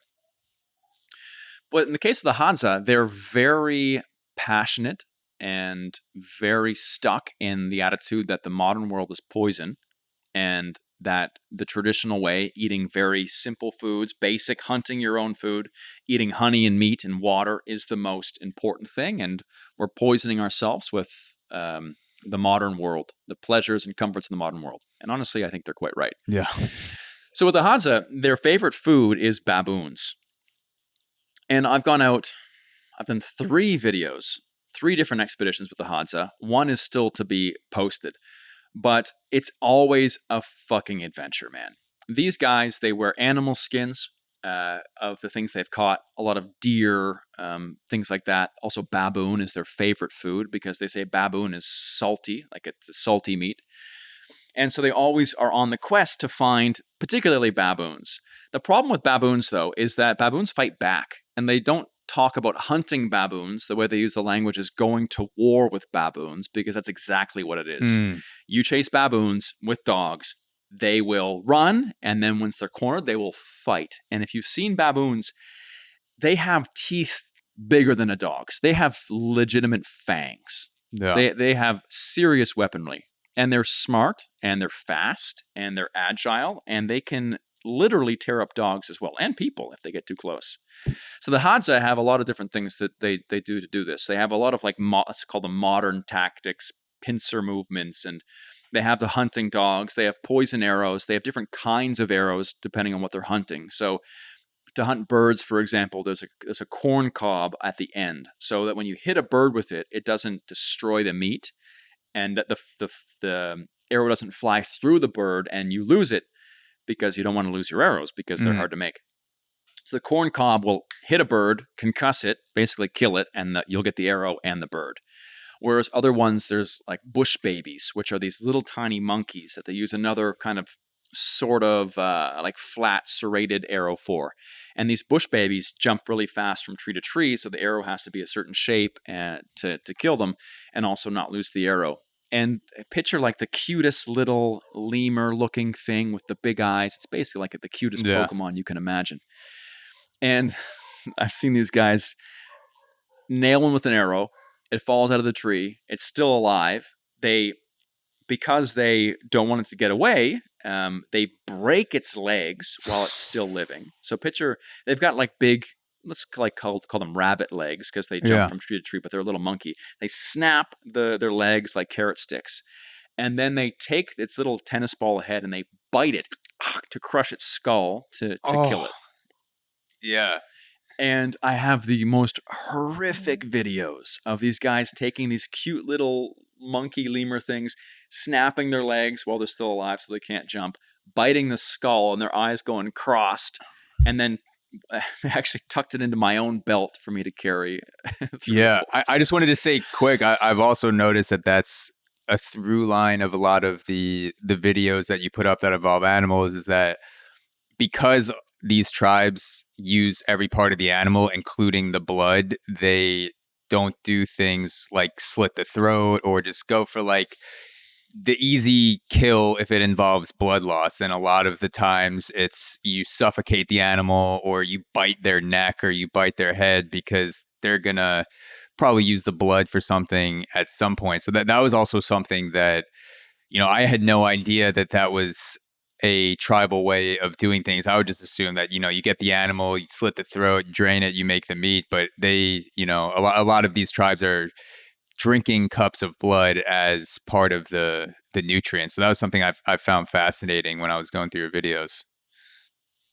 Yeah, you'd think that you just slaughter it, and some do, but more often than not, it's suffocated. Yeah, and because then you get to keep the blood, and you can eat the blood. Not to sidetrack too much, but there was one video, I think it was also Angola, where you participated in the suffocation of the goat, and obviously it's not being shown on camera, but it sounds like your hand is over its nose and mouth.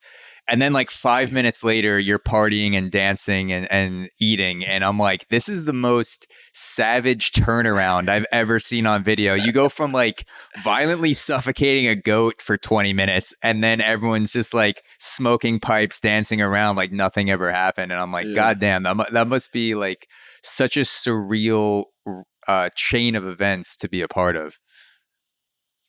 And that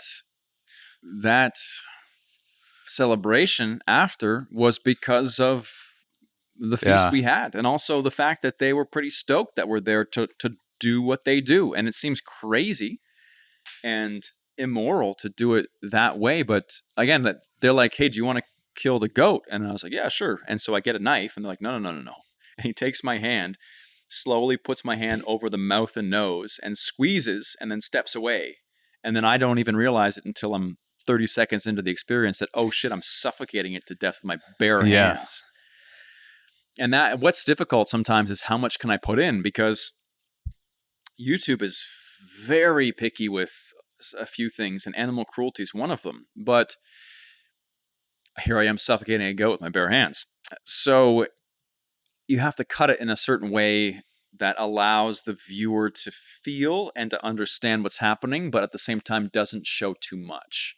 I've got some really gnarly footage of Hadza as well, where these things are happening, like the brain biting. Like, can't show it, but you can still hint at it. And in that case, yeah, it was 15 minutes of holding my hands over a goat's mouth.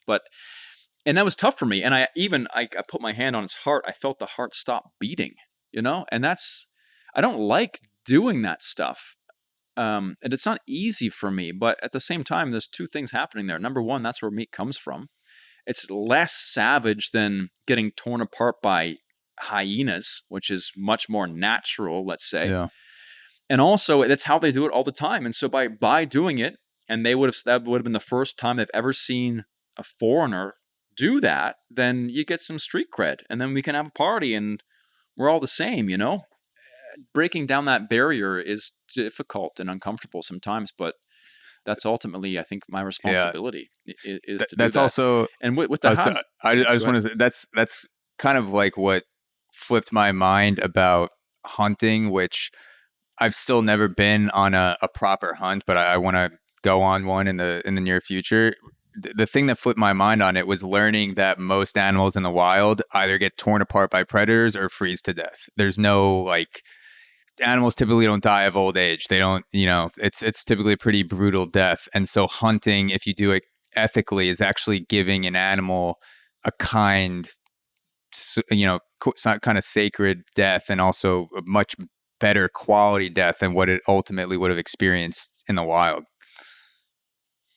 I told you earlier that I had heard certain things as a child, and then I found out later that it wasn't true. And hunting was one of those things where the narrative I had heard is hunting is bad. Killing things is bad. Same thing, New York. Anybody who hunts is bad.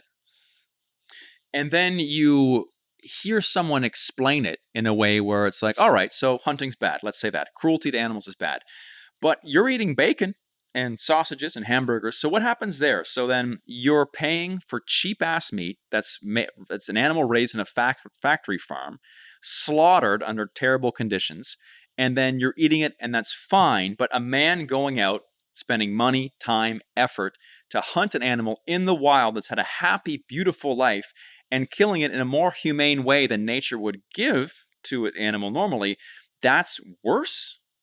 Wouldn't it be so much worse if someone just didn't understand the process and with their ignorance ate meat like it was another vegetable in the grocery store and didn't actually tag a life, like the responsibility and the weight of every time you eat meat that you're essentially taking a life? Isn't that ignorance? Isn't that kind of disgusting? Shouldn't the more honorable way to live be to go hunt meat yourself or at least kill it yourself? Because then you can understand what that life is that's giving it to you.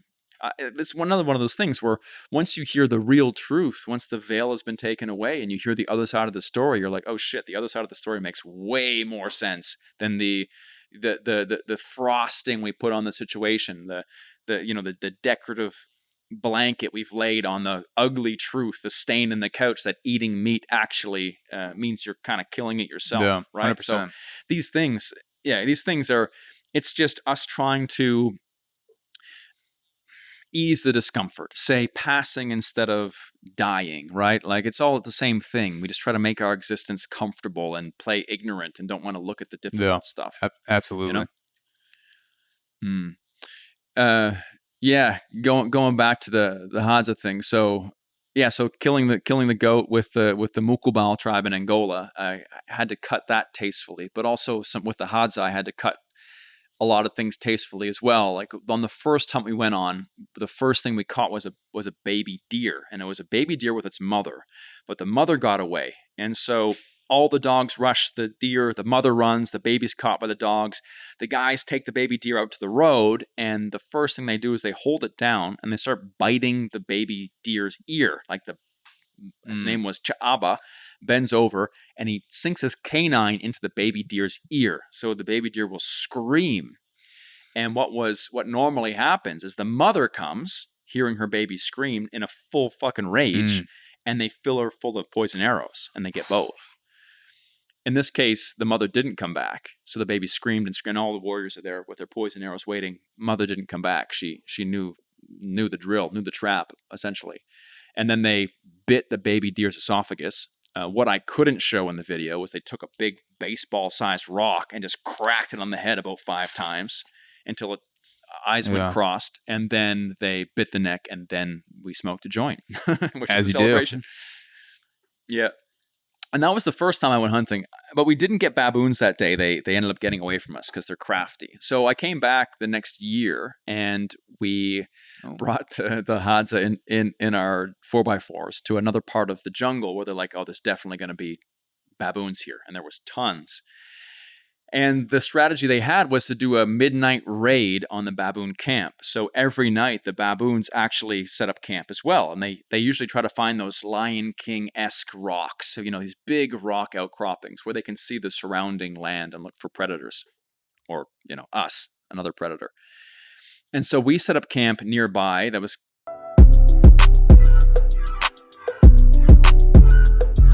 all right. We are back. For good this time, hopefully. So we were talking about the Hadza we cut off where you were on the successful hunt with the deer, and then you started talking about the midnight raid. Right. The baboons got away that time. So I came back the next year to do a proper baboon hunt. And we discussed with the Hadza beforehand, where can we go to almost guarantee baboons? And so we got the whole crew together again. They brought, I think, 8 or 10 hunter-gatherers. We had a group of like 15 dogs. And we set up camp at the base of this giant Lion King type rock, the big peninsula type island that you see in Lion King, where Simba was held above the African continent. Yeah. And that's where baboons like to spend the night, to camp. And these guys are ingenious, man. So we set up camp at the base, and the idea was at midnight, we were going to go, because there was no moon that night, go barefoot, sneak up the side of the mountain, and we were going to do a pincer movement. So there'd be one group that would stay on the front, and the second group would go to the other side of this rock tower. And then the first group would throw rocks, and the second group would attack. So basically, we have me, and we have a couple other of the rookie hunters sneaking up bare feet in the dark, eyes with no flashlights, arms over the eyes so that thorns don't get in our face, getting scratched and hooked, trying to feel around like an ant, trying to feel where your feet are on the spikes and the rocks. It was very difficult. Along the way, when we did step on a rock, picking it up and putting it in our pocket so then we could throw it at the baboons. And so we get up there and we separate from the group. We stay put and we're waiting for like a bird whistle from the other group in position. So again, pitch black. There's like thunder clouds. It was so ominous. And the baboons were getting suspicious. You could hear them kind of making their baboon sounds like, ooh, ooh, ooh. Like they were spooked. Yeah. They knew something was up, but they didn't know what. And so we're there, my group sitting in silence, holding onto rocks, listening to baboons screech in the thunder and lightning happening above us. We hear like a whistle on the other side, and that was our cue. And so we had one flashlight. The guy kicks it on, one of the hunter-gatherers. We all grab our rocks. We start screaming, ah, ah, and start throwing rocks at the top of this rock tower. And the baboons freak out and all run the other direction. Meanwhile, on the other side, there were our boys with the poison arrows, and they were just filling these baboons full of poison arrows. So we get up after our first assault, and we go over, and some baboons had been struck by poison arrows but had kept running, and some baboons were so scared they fell off the edge and died from impact on the ground. And so that night, the plan was to hike to the bottom, grab those baboons that had fallen, and then the next day come back and follow the blood trails to the ones that had been poisoned. And that's exactly what we did. So we grabbed the baboons who had fallen and brought them back to camp. And it was one of the craziest things I've seen on my travels is there was, on the way back, we were going past the first assault point where we threw the rocks. And one of the hunter-gatherers saw that one of these baboons didn't tumble off, didn't run away, but kind of tucked himself underneath the lip of the cliff. And there was one baboon, very much the color of stone, but with the flashlight, they were able to see it, this really weak flashlight. And so Cha'aba, this same hunter-gatherer that had bit the deer's ear, loads a poison arrow into his bow, and he's like 100 yards away. It's like really, really far, right? Like, and I was like, there's no way he's going to make this shot. But the dude pulls back this homemade bow and arrow with like a animal sinew string or whatever and a piece of wood from the forest, slots it in and snipes this baboon from a football field away, right in the ribs. And the baboon freaks out, jumps up and runs away. And I had never seen like a feat of athleticism like that in my entire life. Like superhero Hawkeye level accuracy on a homemade bow. It just shows like, again, in this world today, you can go and maybe you can go hunting with some hunter-gatherers, maybe, but they don't live it, right? Like often you can see people who go do things, but they kind of just do it because it's the way they used to do it, but they live a modern lifestyle. These Hadza, man, they still do it every morning. They wake up and go hunting, whether there's tourists or no tourists. Back then, there wasn't really any tourists. Now, since I made these videos, and one has 15 million views, the other has 7 million views. Like it's definitely changed. But even still now, they still go hunting every single day. They love it. Yeah. It's part of their lifestyle. And they reject anything that's modern. I tried to give one of these guys a cookie. There was one day we were hunting where we didn't catch anything, and it was almost noon. And I had some like crackers and shit from the city. And they looked at me with such disgust that I would offer them the poison that is processed cookies from a store. Yeah. They'd rather eat the raw baboon liver or whatever it is. Yeah, they're like, get out of here with this poison, this processed bullshit. Give me the baboon's ass. The baboon's ass is the best part because it's so fatty. So they eat the baboon ass first. Yeah, just watching. I remember watching that shot at the end of the video. The one where, because there's multiple videos, but the one where you actually caught the baboons, watching the shot from truly homemade bow. Like homemade isn't even doing it justice. Like literally just the bent wood and a string, nothing, no other mechanisms, no modern compound bow, like nothing else on it. Just truly looked like craft this in the bush. You use it to shoot a baboon in the dark from 100 meters away. That was, I cannot imagine being there in person for that. Like that has to be, you know, a record of something. Like if he was competing in the Olympics for bow and arrow shooting, and everyone else is using these advanced compound bows to shoot, with like a sight and all these things. Yeah, with a sight, with a spotter, shooting targets that aren't moving from hundreds of meters away, and some in dude daylight. And some dude's rolling up, smoking like the newspaper joints that they had in the video, and he's just like, "Oh yeah, let me just fucking rip this shot real quick," and just hits a baboon in front of all those other judges in the Olympics. They go like gold medal, like give him 5 gold medals, like give him all of the medals we have. That is insane. Yeah, it was unreal, and I just love seeing that what humans are capable of. Right? Like that's a guy who's been hunting every day since he was physically able to hold a bow and arrow when he was like 5, right? And even there was a child there at the hunting camp that we were staying at who was like 5, and they had a little tiny bow and arrow, like, you know, only maybe a foot tall, and he was still trying to like shoot little bugs and things that he found. So they start at young, man. It's their whole life. So when they're smoking it was wrapped in newspaper, right? Like they're getting newspaper for the joints that they're smoking before the hunt in the video. Mm-hmm. Do they use that like, you know, an artist would use it for creative enhancement, or do they believe that smoking the weed helps them with the hunt, or is it kind of just like something to relax, more of a fun thing for them?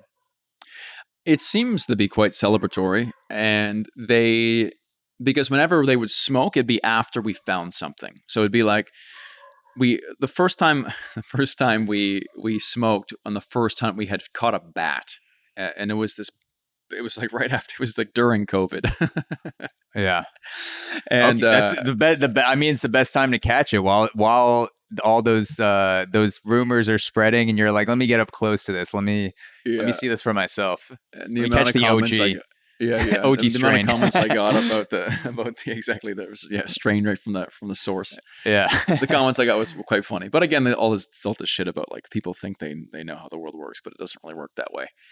But so we caught a bat, a big one, and then we smoked. And that's what we did. And then we caught the deer, then we smoked, then we caught the bush babies, then we smoked, and that seemed to be the rhythm.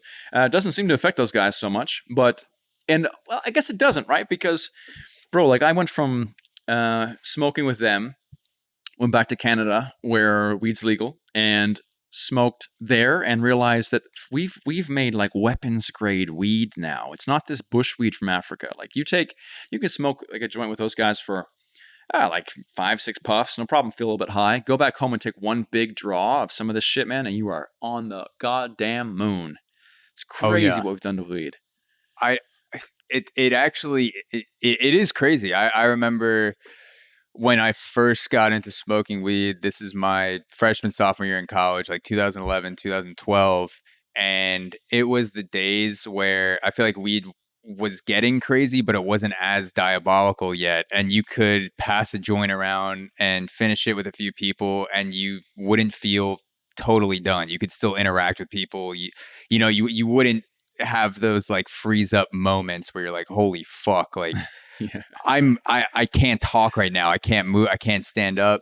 And then I started taking that same approach when I would go visit my friends who moved out to Denver, and they have these tinctures, and they're like, all right, we're going to smoke this and eat this. And I'm just like, yeah, sure. Like whatever. And then I'm like, it just getting constant panic attacks whenever I smoke. And then it kind of like the super high concentration of THC, for me at least, because everyone has their own personal experience with it. But like the sort of like scientifically high dose concentration, just like this new cultivation culture of weed where it's like, let's get the max THC as possible. That kind of ruined the chill out experience for me, because now every time a joint or a pen is passed around, I'm like, all right, let me start with 1/2 of one puff. Exactly. to see it. Like gone are the days of like the puff pass. Now it's like half puff pass. Yeah, or like pop and like try to show off, like take a deep hit and like yeah. No, because then you go ahead. I was just gonna say, like I'm sure whatever weed the Hadza are getting, it's not the diabolical shit that you'd buy in a dispensary in the U.S. So it's like you can actually smoke that and have a good time and celebrate, go hunting, chill out, whatever. Yeah, it's not just take one hit and all of a sudden the world just goes, and you're Yeah. like, oh no, oh no, oh no, Oh yeah. stuck. Did so? Did the weed get introduced to the Hadza from the Western world, or was that something that they had always done that's around there? I think the origin of weed is like Pakistan. Is that? I remember going to Pakistan, and the first day we were in Islamabad, and we wanted to go to a viewpoint just to kind of get a lay of the land. Open the van door, and it's just the whole ditch was filled with weed, like everything. Like it was just a common plant growing everywhere, Yeah. and so in Africa, a few places I've gone, they smoke weed, like in Zimbabwe as well, and it's always illegal, but it's always like a little bit of a, like, I guess it's, I think if it's been around long enough in a place, people generally make exceptions. Like in the Philippines too. Like in the northern part of the Philippines, it's been this lawless place for a long time in northern Luzon, and they smoke weed there, and it's illegal. Very, especially in the Philippines, drugs are very illegal there. You can get shots for having any drugs. But in certain places, if it's been there for long enough, the government kind of turns a blind eye to the whole scenario. But I don't know how it got to the Hadza. I know they don't. Well, I know I can't say that. I was going to say I know they don't grow it themselves, but I can't say that for sure. I know that they barter a lot for things. Like for example, we to get arrowheads, they barter with honey. So the honey there is this beautiful gold topaz nectar from the gods. But you get stung full of bees when you try to get it. So these guys, they climb up in trees and they get stung and they get this pure source honey, and they can barter with that to get whatever they want, really. And so they get arrowheads that way. Probably still get weed that way too. Yeah. Mm-hmm. So going off of drug experiences, one of the things that I still have yet to done is probably one of my biggest fears is doing a heroic dose of psychedelics, doing like a full on dose, more than a micro, bordering on macro dose. Still have yet to jump the gate into the heroic dose realm. And I know you've spoken about your journey with psychedelics, and also have recently done an ayahuasca trip that sounds like it was like more on the intense side of what most most people experience when they do ayahuasca, in terms of like the level of uh, dose or the experiences that they have. And I was curious. I wanted to ask you what, like, could you walk me through your entry into psychedelics, and also what happened on your most recent ayahuasca trip? Mm. I was pretty clean until I was 23 or 4 or something. I used to be a big fencer, like sword fencing, and they beat Oh into wow. us pretty early that we would get drug tested, and drugs were bad. And so I listened and didn't even touch weed or anything until I was like early 20s. And even then, first trip was a bad trip, how it normally is sometimes, and then didn't touch it again for many years after that. Psychedelics, I just did for the first time probably maybe like 5 years ago or something. So I'm 38 now and didn't touch psychedelics until I was after 30, probably like 32. I guess like Mr. Fearless and Far, right? Do the things that make you uncomfortable. So I try not to lay judgment on things, especially things I haven't tried. And so you always hear drugs are bad, bad, bad, bad. But again, my attitude in life is I will try and I will see for myself. And so there's some drugs I won't try, but there are definitely ones where you hear people who've done them say that they can help. And psychedelics for sure are in that spectrum. And I dabbled with ayahuasca first, and then mushrooms, and then a little bit of LSD, and then back to ayahuasca. And now between all of those, I thought I had a pretty fair idea of what the experience is like. And I've always kind of prized myself on being able to handle hard experiences and stress, because with these travel scenarios, sometimes I find myself where I'm getting shot at by military police, or I'm in a very far away place and there's some, getting attacked by a green mamba, all this kind of stuff. Yeah. So I thought I knew what to expect, and that I had faced most of my fears in person, and so I wasn't too afraid of fear anymore, if you know what I mean. Because like a panic attack usually revolves around being afraid of the feeling you're feeling as well. So if you're more comfortable feeling panic, then it loses some power over you, right? So because I had put myself through what I thought was my deepest fear, which was public speaking, and also had put myself in a lot of scenarios that were scary and really done the work to dig up my demons, I thought, after having two like very good ayahuasca experiences where I had like 2 cups, and also having some mushroom experiences that were good, some were even deep, that I would try to go full heroic dose with ayahuasca. Because so far what was behind the curtain was enlightening and not too scary. Like I wasn't confronted with anything that I couldn't handle. So I was in Mexico earlier this year, and there was this particular shaman who comes up from Peru every year for just a couple weeks and has some special brew of ayahuasca that's supposed to be quite potent. And I have a local friend here who is from Mexico, from this part of the Yucatan Peninsula, and is a very spiritual guy, makes his own harps, grows his own psychedelics, all this kind of stuff. And he invited me to, and he also leads his own ceremonies. So he makes his instruments, plays them, grows his own stuff. Like, he's a very spiritual guy. Really good friend of mine. And he invited me to go to one of these ayahuasca retreats. And I wasn't a retreat. It was like a night. They did every Saturday for like a month, where they'd have this special spot in the forest, and this guy would give like a very bespoke experience to a few people that was close to friends of his. And I really respect my friend who's from there and really trust his judgment when it comes to people. So I rolled up with my friend. It was this jungle hut in the middle of the Mexican forest here. And this guy has himself and a particular friend of his that came from Peru, and they're also play instruments. And so they have this ayahuasca blend. And the 2 ayahuasca experiences I had before, the first one was in the Brazilian Amazon, where I was visiting this tribal chief.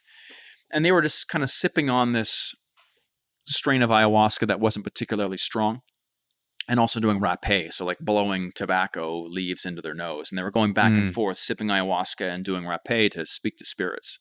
And so I tried some, but it was a little bit hallucinogenic, but not a powerful experience. And then my second one was in Peru, where I had 2 cups and I felt things I'd never felt before, like pure awe. We use the word awesome, like it's full of awe. But when have you felt true awe before, like stunned by God, for example, like just overwhelmed with how beautiful something is? These feelings I'd never felt, and got some answers from it, but it wasn't, I guess we talk about it more like there's all sorts of solutions to your problems in psychedelics. And it's not really like that. I kind of compare it more to like a Rorschach test, like the blots test, where you see things and you can interpret them any way you want. And also it gives you more of a third-party awareness to who you are and the decisions you're making. So at that point, I was dating a girl. She was with me, and I realized like I wasn't really in love with her. And that was a hard realization, but it's because the substance kind of puts you outside yourself that it makes you realize that, maybe you're not making the best decisions. So I'm just curious, like for such a crucial existential decision like that could change the outcourse of your life, what was the medium or thing or feeling that was being communicated to you through the ayahuasca that you felt was telling you this relationship is not meant to go further, or this is kind of the wrapping up period? How was that being communicated to you? Like, what did you see, feel, taste, touch? It's more just like a gut feeling of, no, it's more like you realizing yourself, like, cut the crap, man. And that's generally how it happens. It's not like a voice or anything that, like a gopher that pops up out of a hole and says, come with me to the solution to all your problems. That's kind of what I thought it was going to be like. But again, at least for these more spiritual substances like mushrooms or ayahuasca, it kind of makes everything, adds patterns to most of what you see. And then from there, you can have certain feelings and thoughts that you wouldn't normally put together. And generally, because it dissolves the bullshit you've caked on top of your life about why you make certain decisions and why you rationalize certain actions, it allows you to look at yourself and be like, why do you do this? Like, what? Yeah. Like, why do you feel like people are judging you right now? Or why do you feel like you're in love with this girl when obviously you feel like now you're not? Like, it just kind of cuts the plastic we put on the outside to protect our soul on the inside. Is it fair to say that in that case, ayahuasca made you more deeply aware of a truth that was already kicking around on the surface? Like it kind 100%. of like made, like it was already there, it just kind of like made it very solid and concrete. It wasn't like taking something out of absolutely nowhere. That's exactly what I feel that it does. It doesn't, again, it's not something that pops up and you have a hallucination that's outside of the realm of reality. At least at that point, it wasn't like that. But it's more of, you have this realization about the bullshit that you tell yourself maybe isn't true, And so it's more a realization, because you can kind of, almost like you would see a friend in your life make bad decisions and you'd be like, listen, bro, like, why are you doing this? I can probably guess it's because maybe you had this issue in your past and now you're trying to repeat it. Like, you just kind of can see it from an outsider perspective. Yeah. It's like all the friends realize the breakup is coming before the actual person in the relationship. And then it's like, you have to realize it on your own in order to make the decision. Exactly. And you'll sit there and you'll cake your rationalizations on top. No, man, no, it's because of this, because of that. And really it's like, you're just trying to soothe the pain, or who knows what it is. But that's really what these substances are good at, is helping you think in a different way without all the caked on bullshit. So I entered this third experience confident. And I was like, all right, Mr. Fearless and Far, who likes to, dive into the dark corners and lift the sheets from underneath the bed to see what monsters are there. Let's go big. And so, and the shaman in the beginning, he kind of set the stage by saying, okay, listen, this is, I brought this from Peru. It's quite strong. It's my own blend. If you have one and you feel it, that's good. If you have two and you feel it, that's good. But you know what? If you're not sure if you want any more, let's say you have two and you're starting to feel it, and you're not sure if you want any more, have a third. That was his attitude. It wasn't like, if you're not sure, don't. It was like, if you're not sure and you're thinking about it, but you might have had too much, take a third. That was his attitude. Hell yeah. Yeah, exactly. The opposite of the drug talk that I got from more experienced drug users in college. Just like, oh, if you're not sure if it's enough, just fucking hit the gas. Exactly. Yeah, go deeper. Don't wait. Exactly. Finish that brownie. Finish the tray. Jesus. And that, yeah, so basically that is the foreshadowing for how things went. So basically I'm always like a bit of a notorious for not getting high or not getting drunk very fast. And I think maybe there's some kind of mental resilience in my head, or resistance to embracing the full experience. So I had one shot, and there's people, you're in the dark, by the way, right? You go around with candlelight, you all take a shot, then they turn off the lights, and then you just sit in the darkness.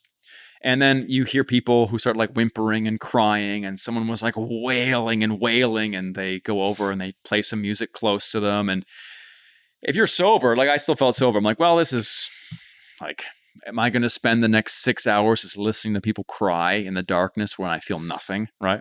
Yeah, this is a buzzkill. Exactly. And then you're in the dark, and in the dark normally you can see little dots and patterns sometimes. So you're like, oh, is it happening? Is it happening? And the more you try to make it happen, the less it happens. And that's generally how it starts. And then so what happened is after about half an hour, they lit the candle and said, "Does anyone want to come up for a second shot?" And I look around and there's like people like laying on the ground, someone like standing in the room like a zombie, and then a couple of us who weren't fucked at all. Yeah. So I go up and take a second shot.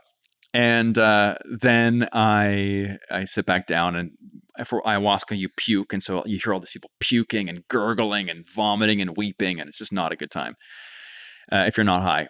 And then after two, just like the last time, I started to you feel like giddiness, your heart starts to beat. You know, whenever you're transitioning into some kind of substance, there's a bit of a like excitement, nervous kind of feeling, right? Oh yeah. And then from there, I started to see patterns in the darkness. And for me, it's always like triangles and shapes and, interestingly enough, things that you'd find on the corner of like Mayan and Aztec pyramids, like snaking spirals and triangles.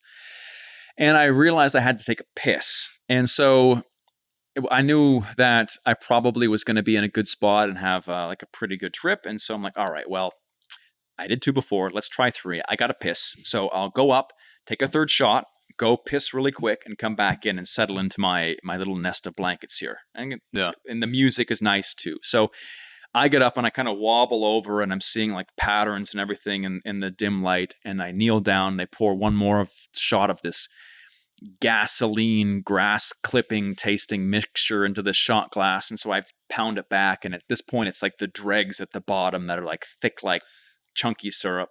You're getting the concentrated. You're getting the dispensary. You're getting the dispensary ayahuasca, like the shit they send back to the U.S. to fuck you up if you have a high tolerance. Exactly, man. The chunky bottom. Yeah.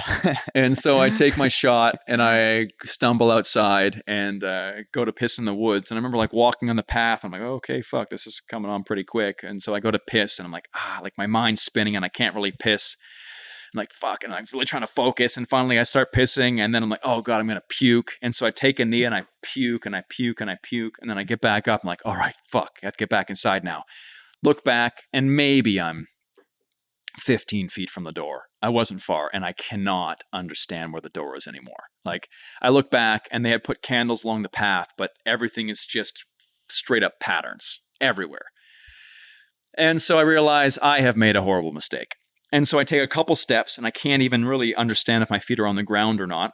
And then I look over and I see what looks like to be a pile of leaves. And so I just fall over, and I have my little like poncho blanket, and I curl up in the fetal position in this pile of leaves. And I realize that I can no longer tell if my eyes are open or shut. And that was where things got difficult, because normally when you do any kind of drug, like even if you get too high, you still know, you can feel where you are, right? Yeah. You can know if your eyes are shut or closed. You can even have hallucinations if you smoke or eat too much, right? Yeah. But yeah, so then I couldn't tell if my eyes were open or shut anymore, and that felt like being bobbing in an ocean where you don't know what's reality and what's not, and you don't know if you were running. Like when you don't know if it's real or not, then it starts to get scary, because you could be doing anything. Like physically in the moment, I couldn't walk, but when you don't know if your eyes are open or shut, you don't know if you're dreaming or awake, and then you could be doing whatever the fuck, you know, like in that state.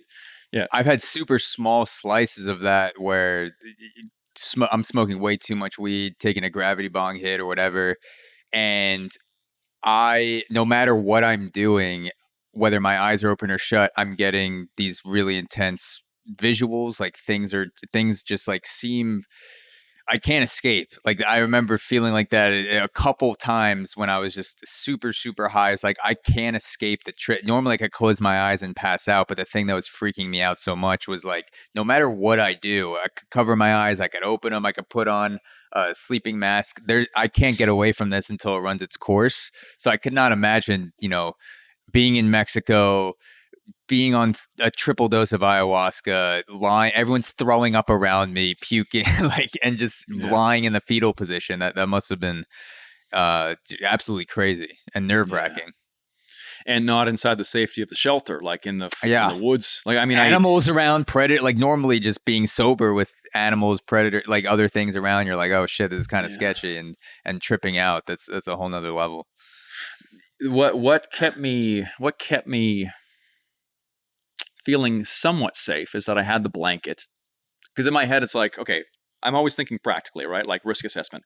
Okay, number one, there could be scorpions and snakes. And there definitely are, but generally none here that are going to kill me because they're very rare. Even though I got stung by a scorpion like a couple weeks before that.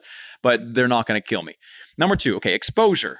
I'm shivering under my blanket, but it's like, okay, you're not going to die of exposure in the summer in Mexico. Even if it's chilly, you're going to be fine. If it was Canada, it'd be different, right? And the number three is I could hear the music that they were playing in the hut.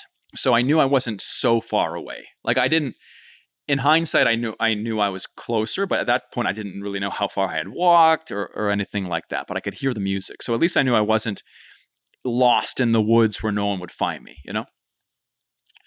And so I was laying there, and as I started to realize I couldn't understand if my eyes were open or closed, I started to feel this like panic of this fear, this like primordial fear of that felt like it was created at the dawn of time. Like I had felt fear before. I even had panic attacks before when I was younger.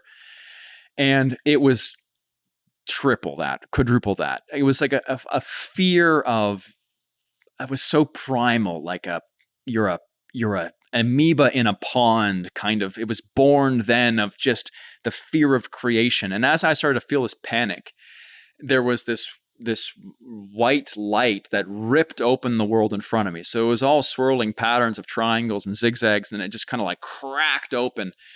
And I remember feeling in that moment, it's like, oh, you poor little thing. You thought you thought you could handle what was behind the curtain. You were so arrogant. You have no fucking idea how this all works, and you thought you had it all figured out. So here it is, like motherfucker. Here is everything that is the world. And all the beauty and horror of seeing, for example, a human body ripped open that you've never seen before, where it's like, this is horrific, but fascinating. And let's say you didn't even understand how the human body worked. You wouldn't know what you were looking at. You just knew it was terrible, but beautiful, right? At the same time, it felt exactly like something like that, where someone wanted to see how everything worked, but then you couldn't. I felt like an earthworm being shown the schematics for a rocket ship, in the sense where an earthworm can't even understand what paper is, let alone how a fucking rocket ship goes to space, right? It felt like I wanted to see what was behind the curtain, but there in no lifetime or in any human's lifetime would we ever be able to understand what we were seeing. And so that was horrifying. And there was an undeniable presence that was there, like I was being shown by someone something, and there was no one else there, but it was this glowing pressure, this oppressive pressure that felt like it was something divine and so much bigger than me that the only thing to make value of my life would be to give myself, to sacrifice myself to it. Which is not, wow. It sounds like it's suicidal or something, but it's like I am so insignificant in this grand scheme of things. And this thing is everything. And who am I to even be looking at it? Like all I can do, the highest purpose of my life is to give my life to this thing in hopes that it appeases it, like, because it has created everything. I am nothing, and therefore the only gift I can give it is my life. And so from there, I understood a lot more about religion, about sacrifice. We had spent many of the past weeks exploring the Mayan world, had seen sacrificial skulls placed in caves by victims that I always assumed were unwilling. These people that go into caves, that have their own blend of hallucinogens and go so deep, and they would sacrifice themselves or offer themselves, and their friends would sacrifice them. And I thought that, again, was prisoners of war, or, maybe they were born a certain way and their life mission was to be sacrificed to Tlaloc or Chak, the rain god, or whatever it is. But in that moment, I realized that what I was experiencing, that just seemed like the best thing to do. Like, I didn't try to off myself in the middle of the trip because I couldn't move, and nor would I have done that. But it was just a feeling that, Like that's the only thing I can give to this thing, right? Like if Uh, you, the fabric of the universe, it sounds like is being peeled back in that moment. And if you like, it's impossible to conceptualize, obviously, if I'm not in the middle of the trip, but going off of the Mayan sacrifice and how I would assume the same thing, that like they're kind of polling people against their will, like polling teenagers or whoever, and they're forcing them to be sacrificed.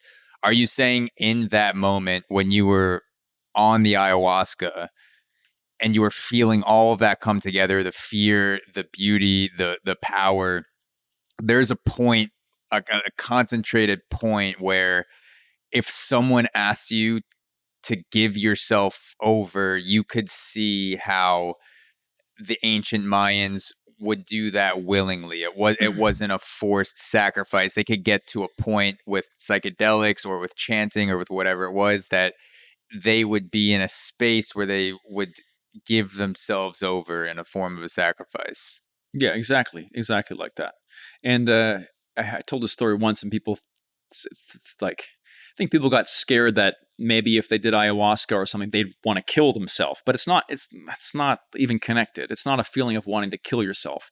It's a feeling of fully offering your life to this thing. And like, for example, if it said, Mike, yes, I will accept your sacrifice. You will die now in that moment and state. I would have been like, thank you for accepting my offer. Like that was it. I mean, I'm happy I didn't die, nor do I think that in an ayahuasca trip you can just spontaneously offer yourself to God and get your soul taken. I don't think that's really how it works. But in that moment, it felt like the only thing I could give, because what else am I going to give this thing that created everything? Money, right? Like, yeah, no. like what else can we give? It's like fascinating because it's like the plant is giving you this feeling. It's putting you in this space, but the sacrifice is a human thing. People decided hundreds, thousands of years ago that this was ultimately the outcome of the crescendo of psychedelics or ayahuasca. That this was something. So in a way, it almost seems like if there's any sort of misfiring, it's on the human end, not the plant end. Because you could take that feeling, like give myself over, and be like, oh, I'm going to give myself over to humanity in like the purpose-filled sense. Like I'm going to completely just get rid of my ego and follow my purpose unapologetically. I'm going to quit my banking job. I'm going to do like, I'm just going to give myself over to my purpose. Or I'm going to give myself over to love. I'm going to give, like, there's a lot of things you could give yourself over to without, like your head fumbling down the pyramid steps. Yeah. So it's like that. It's just so interesting how like that feeling has existed throughout mankind as long as things like meditation or holotropic breathing or psychedelics have been around. And then as humanity has progressed, the reaction to that feeling has also progressed. So it's I don't see it as a worrisome or a suicidal thing. I like, far from that. I think it's like people have done different things with that feeling in the past where humanity was much more savage and much more violent, but now a lot of we're lucky to be at a point where humanity statistically is much less violent than we used to be in the past, and we have a much better understanding of the significance of human life, where giving yourself over does not mean killing yourself for a god or giving up your life. It's I'm gonna keep my life, but I'm gonna focus it differently in some way. Mm-hmm. Yeah, 100%. And it's always up for interpretation. And I guess my first interpretation the following day was it was just, now I understand how, because we had spent so much time again seeing human remains in these caves that were human sacrifices. We had spent a few weeks making videos about them, and that was an incredible way to understand Mayan culture and human culture, right? The question I think that a lot of people get stuck on who have these experiences, I mean, you could even call it a bad trip, right? Like, it was horrifying, but was it real or not? And that is if it's real, and then there was a presence that then I saw, like, what do I do with that information, man? Like, oh shit, it is all for nothing, right? Like, maybe, I don't know. And then, or do I just brush it away to, a delirium, a plant induced delirium? Uh, it's just hard to know what the next step is. And it's been quite a growing process for me this year, because that only happened in March and now it's November. And Yeah. it still, like, kind of haunts me, because what do I do with that? Right.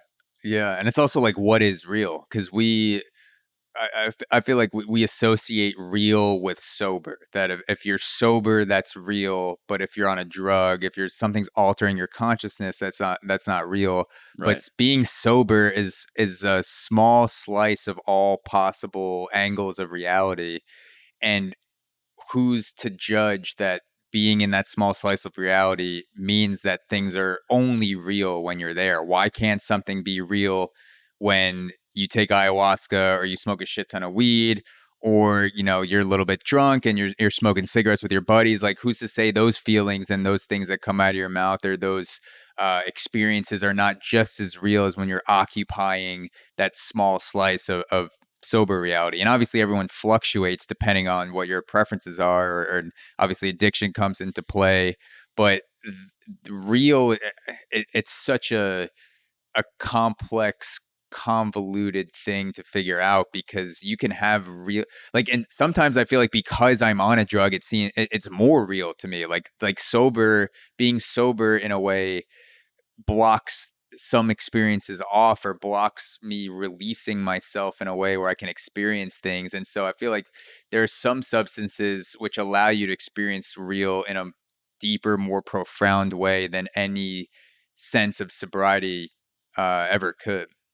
Yeah, definitely, man. And when you take ayahuasca or mushrooms, the come up and the come down are, you have brilliant strokes of enlightenment and inspiration, and understanding about your own life, and so, and more clarity too. So you could argue that sometimes these things allow you to see things that are more real than what you normally experience when you're sober, right? They allow you to understand reality even better, like why you're acting certain ways, or why you're stuck in a certain situation. So again, if it gives you more clarity on the reality of your life, then it begs the question: which one is real?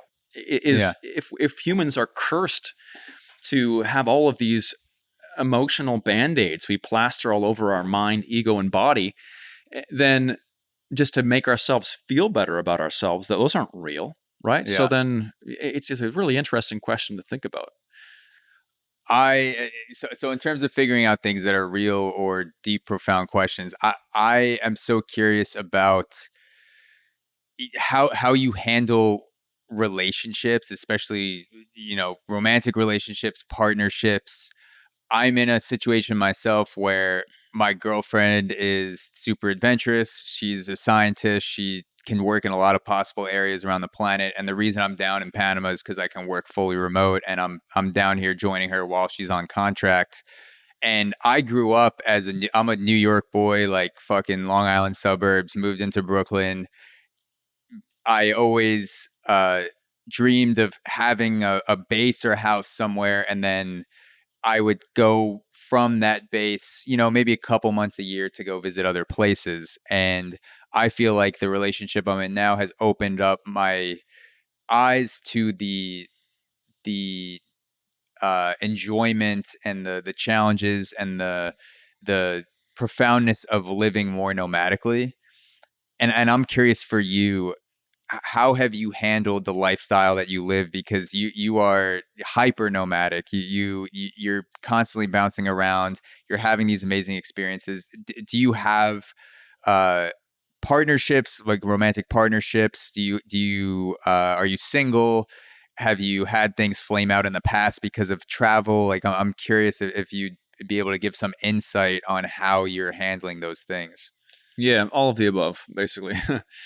Yeah, I grew up in a small town, man, like of 50,000 people in New Brunswick, which is kind of like the Maine of Canada. And from there, not many people go travel the world. And so it's been quite an adventure for me. From there, moved to Toronto for a few years and then kind of went fully nomadic and have, in the past 10 years, I only had 2 apartments, one for a year in Mexico City. And now I just got one here in Playa del Carmen in Mexico as well. Oh, wow. Yeah, and with relationships, it's always been interesting. So I'm dating a girl now who's half Tunisian, half Swedish, but living in Hawaii, and now we're living in Mexico. So a fully international person. And originally, I was dating a lot of other girls who were kind of more into this industry, more adventurous, independent, always out there making vlogs and working on their personal brand, and that was fine. But I guess now, like, I've realized my life is just so chaotic. I don't need more. Like, I want to be able to spend time with someone who feels like home. And so what we've built now in Mexico is like a nice, cozy life, where we have an apartment here and we travel a bit together. And also I go out on expeditions for a few weeks, and then I come back, and we're in a new relationship. It's been about 9 months now. But ultimately, like, I want kids, man, and I want a family and all that. And this job is a bit of the antithesis of that, right? Like, Yeah. I guess I feel like I want to experience everything. That's it. I want to leave this planet, hopefully not anytime soon, having lived a full life. And I have done that for sure. So far, I've lived 100 lifetimes of experiences doing this job for 15 years. But in the human being starter pack, having children, falling in love, that's all part of the experience, right? Like, if aliens came down to Earth and they said, what does it mean to be human? Apparently they're robots. Yeah. Having a Tell kid me, you humans. Yeah, exactly. Give me your secrets. Get me high. Give me ayahuasca now. Exactly. They'll trade us for space drugs. That'll be the next level of dispensaries. Watch out for those space dispensaries, drugs. Yeah. I feel like space drugs have to go in your ass. But maybe that's because that's how probings works.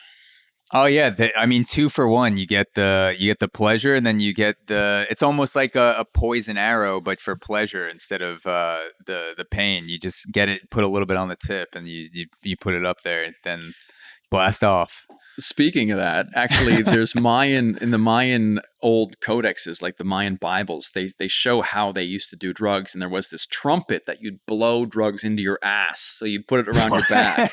Yeah, like a fucking tuba. like they're literally, it looks like a horn, and they fucking like boof it with a trumpet into the person's butthole. Right into your brown eye, man. That's exactly that. They used to do hallucinogenics that way. That's beautiful. With this crazy pipe. It's music. It's foreplay. It's drugs. It's all the things that, God bless this earth with. All of his creative magic just together in one ass. That is an incredible experience. It sounds maybe like it's the best way. Maybe you gotta have some good friends though. Yeah, I was if.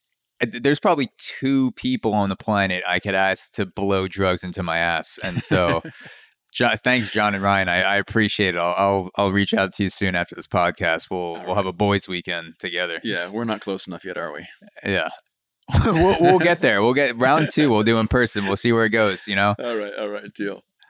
Yeah. So space drugs. They're on the list for sure, and so is having a kid, man. That's I think that's quite a magical adventure, and that's still on the list. But like, I look back at other people who have had this job, and it's not like they have a rough go, man. Like Bourdain as well had a rough go.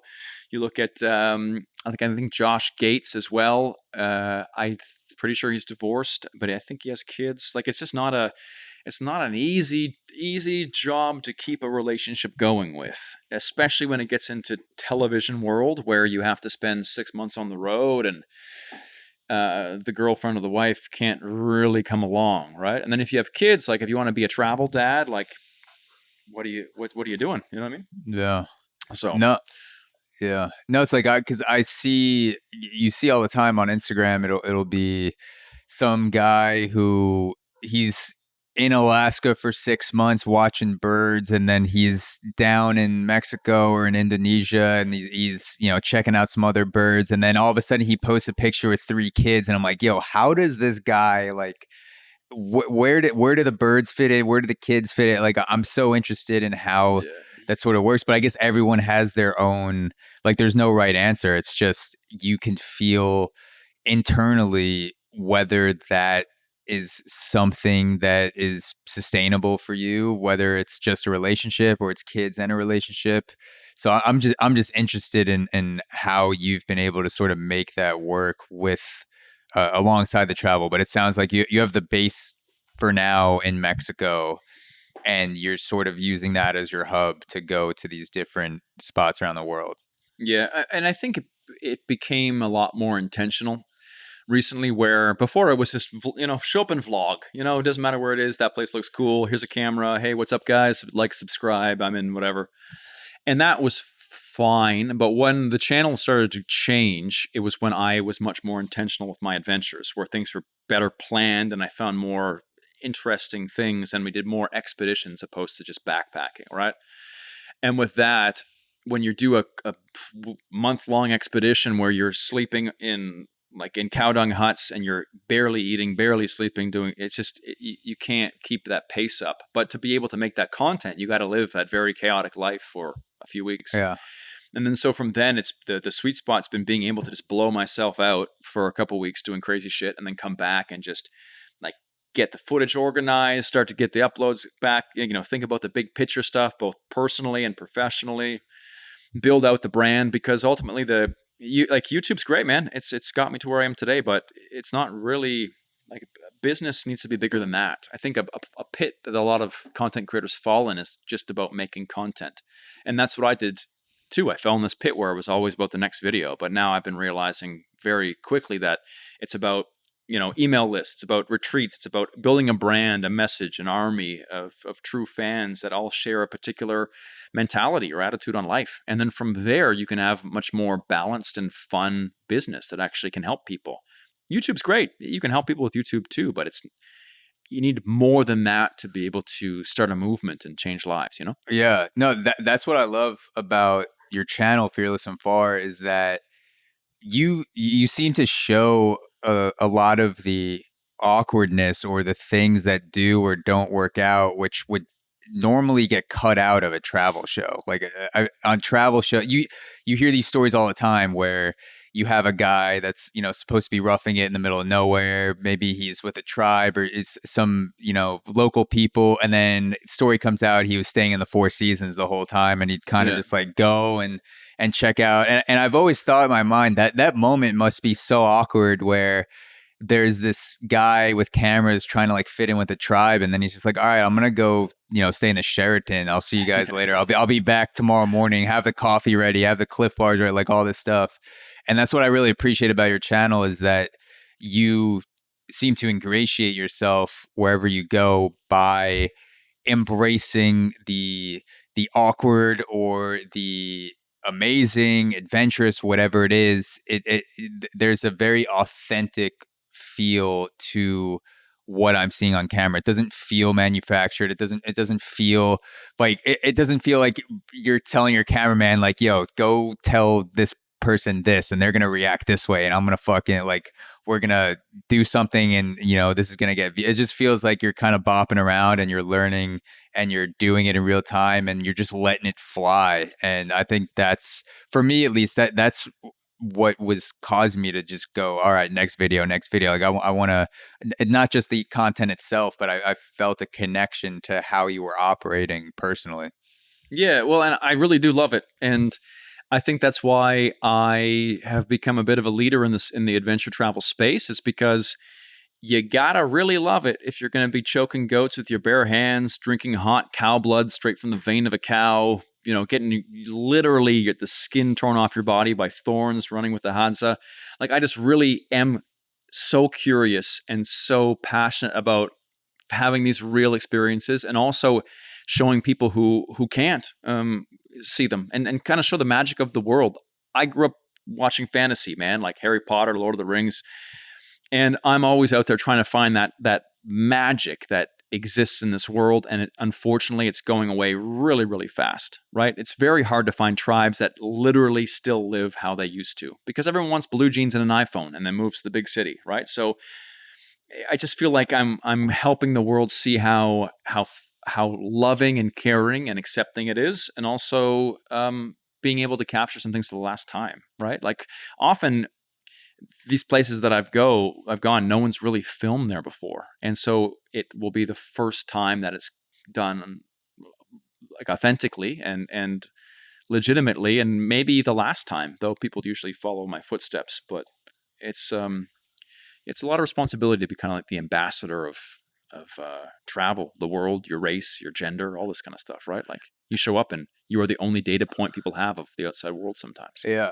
So how long would you say we have to, if you were interested in having an experience with the tribes that you've had in that sort of authentic manner where you have a contact, they're letting you in, that you're able to experience the unhindered life of the tribe, and also you have the competing, Western world capitalism, people see the, cars, bags, they're like, maybe this tribal stuff for me. I imagine if I was a 23-year-old kid in a tribe and I was exposed to TikTok or Instagram, I might be like, is should I stay here? Should I go? And that starts to eat at the traditions. How long do you think we have to experience the same type of things that you've experienced? No doubt in my mind, we are the last generation of people on this planet that will be able to see tribal culture the way it's still exists today, lip plates, hunter-gatherers, all of this,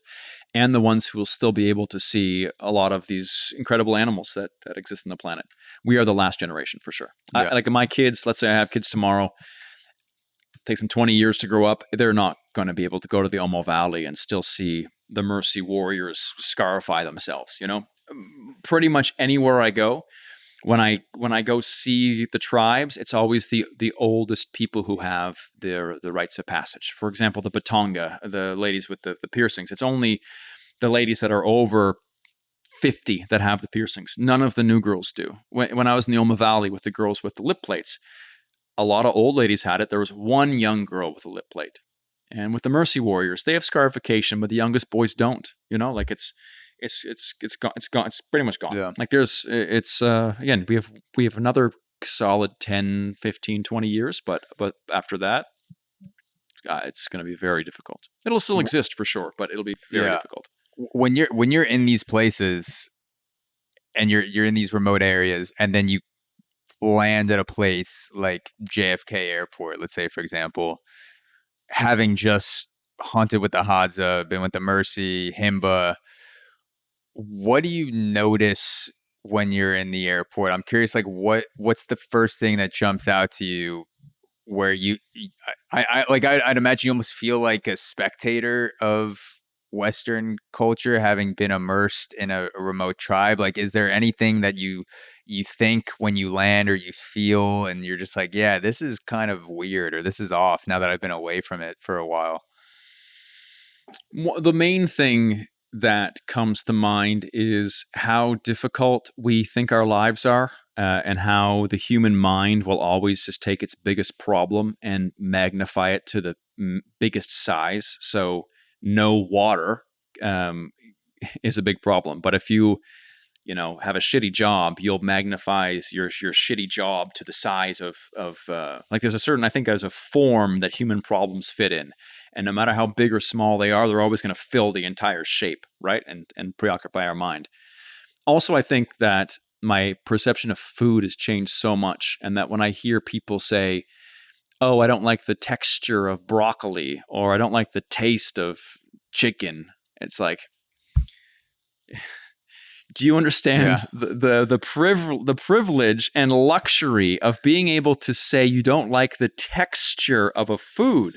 That means you have such a plethora, a bouquet of tastes and flavors and foods and legumes and meats that you can just choose. Oh, I don't feel like this mouth pleasure in my hole today, so therefore I will choose something else.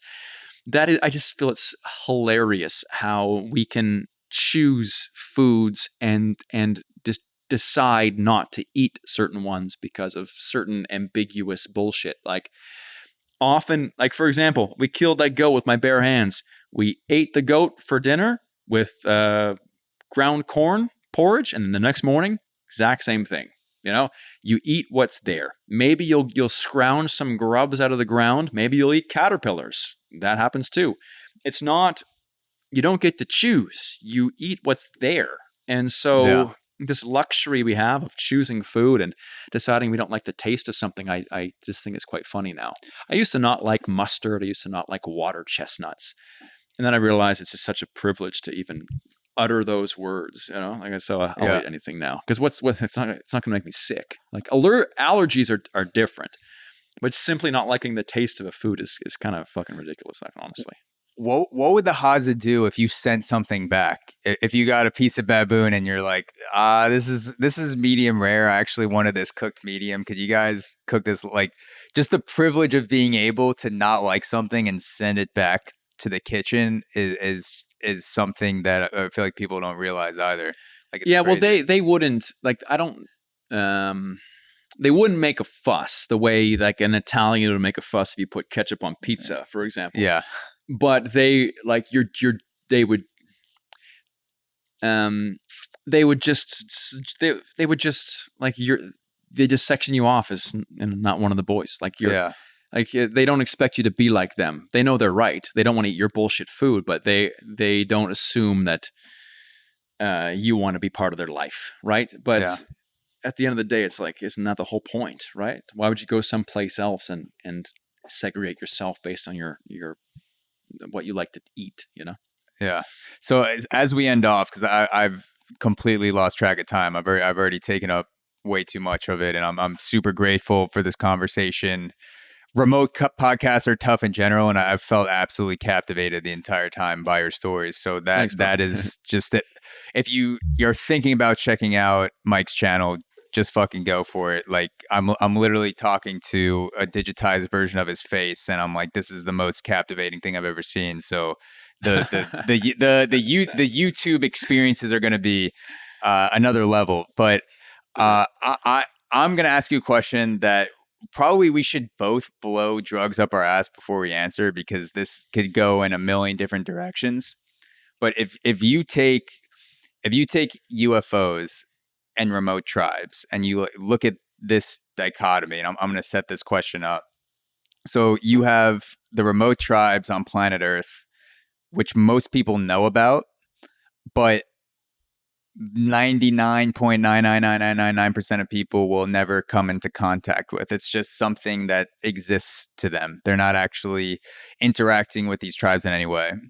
And then you take UFOs, which have escalated in, they've been around for, possibly thousands of years, but within the past 50 years, since nuclear weapons have been around, they've absolutely exploded in terms of the amount of sightings.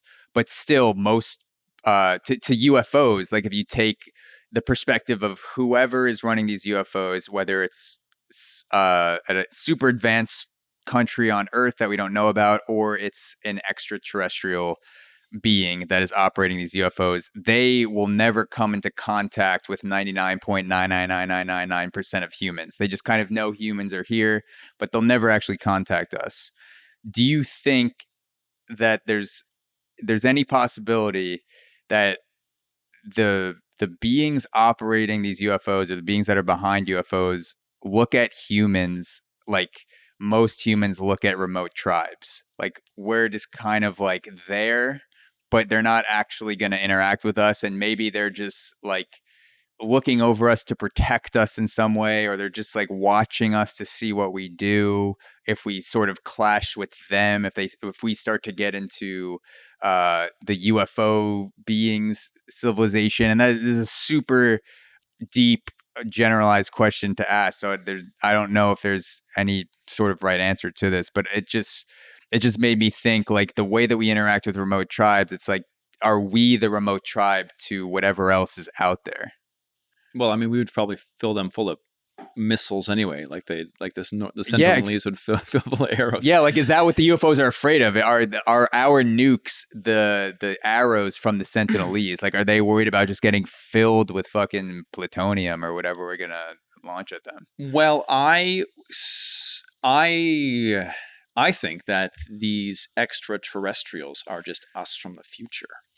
Because this is what I think. I think that if you look back at Homo sapiens, the old ones, and Wait, let me take a hit of Neanderthal- this ayahuasca real quick before we. Let me just shove this on my butt. That's what it's been the whole time. But yeah, sorry to cut you off. Yeah, I think Us from the future. I think aliens are us from the future because this is what I see. I see that we look back at our past ancestors, like the bare bones Homo sapiens, Homo erectus, Neanderthals, big, jacked, hairy guys, big forehead, you know what I mean, strong limbs. And then we look at the future, which is apparently, all these people say, aliens are slender, small, 2 eyes, humanoid, no muscle, no hair, big brains.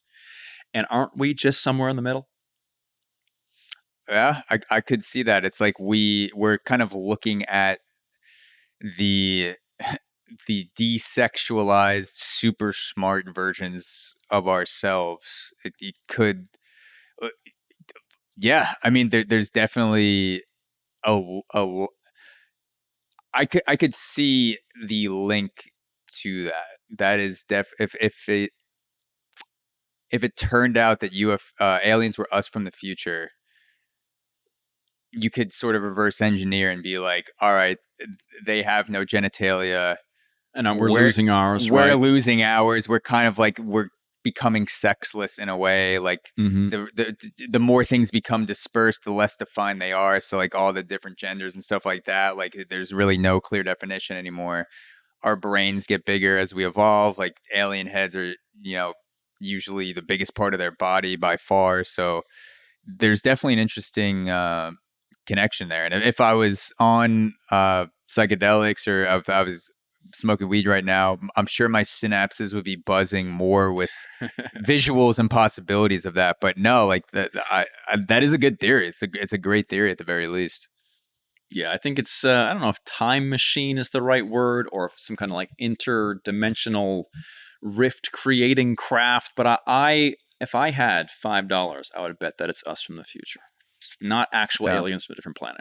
This planet, just either a different dimension or from the future. But I'm leaning future because I feel like we were right smack in the middle between like caveman and ET. Yeah.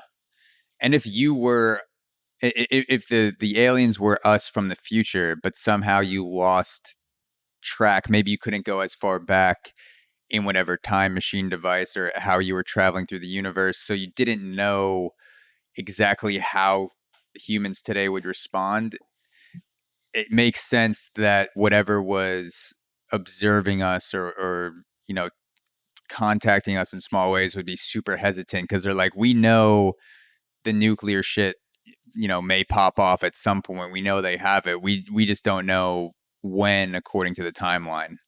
And I think if we went back and visit the like Neanderthals, for example, in our fucking spaceships or whatever it was, we would be like, okay, well, first of all, they are not going to understand probably our language, right? They're not going to understand how our craft works. We can't really show them much they're going to be able to understand because they're like a million years in the past and there's a million years of development that need to happen. So why would we even bother them too much with interfering? Like it was just going to confuse the poor little monkeys. They're just going to like freak out and probably blow each other up anyway. So like, let's just try to like stay in the background, let them do their thing. We know that they'll catch up at some point, but it takes us a long time, Oh yeah. If you were to if you had an iPhone on you from 2023, you'd have to wait until the year probably like 1930 for someone to think that it wasn't magic. Like for someone to be able to conceptualize what an iPhone was. If you went back to 50,000 BC, you just get filled full of arrows. And so exactly. maybe if they'd be like, Google Maps what? Here's some poison for you. Exactly. Good luck. But yeah, thank you so much, Mike. This has been an absolute blast. I encourage everyone to go check out Fearless and Far on YouTube.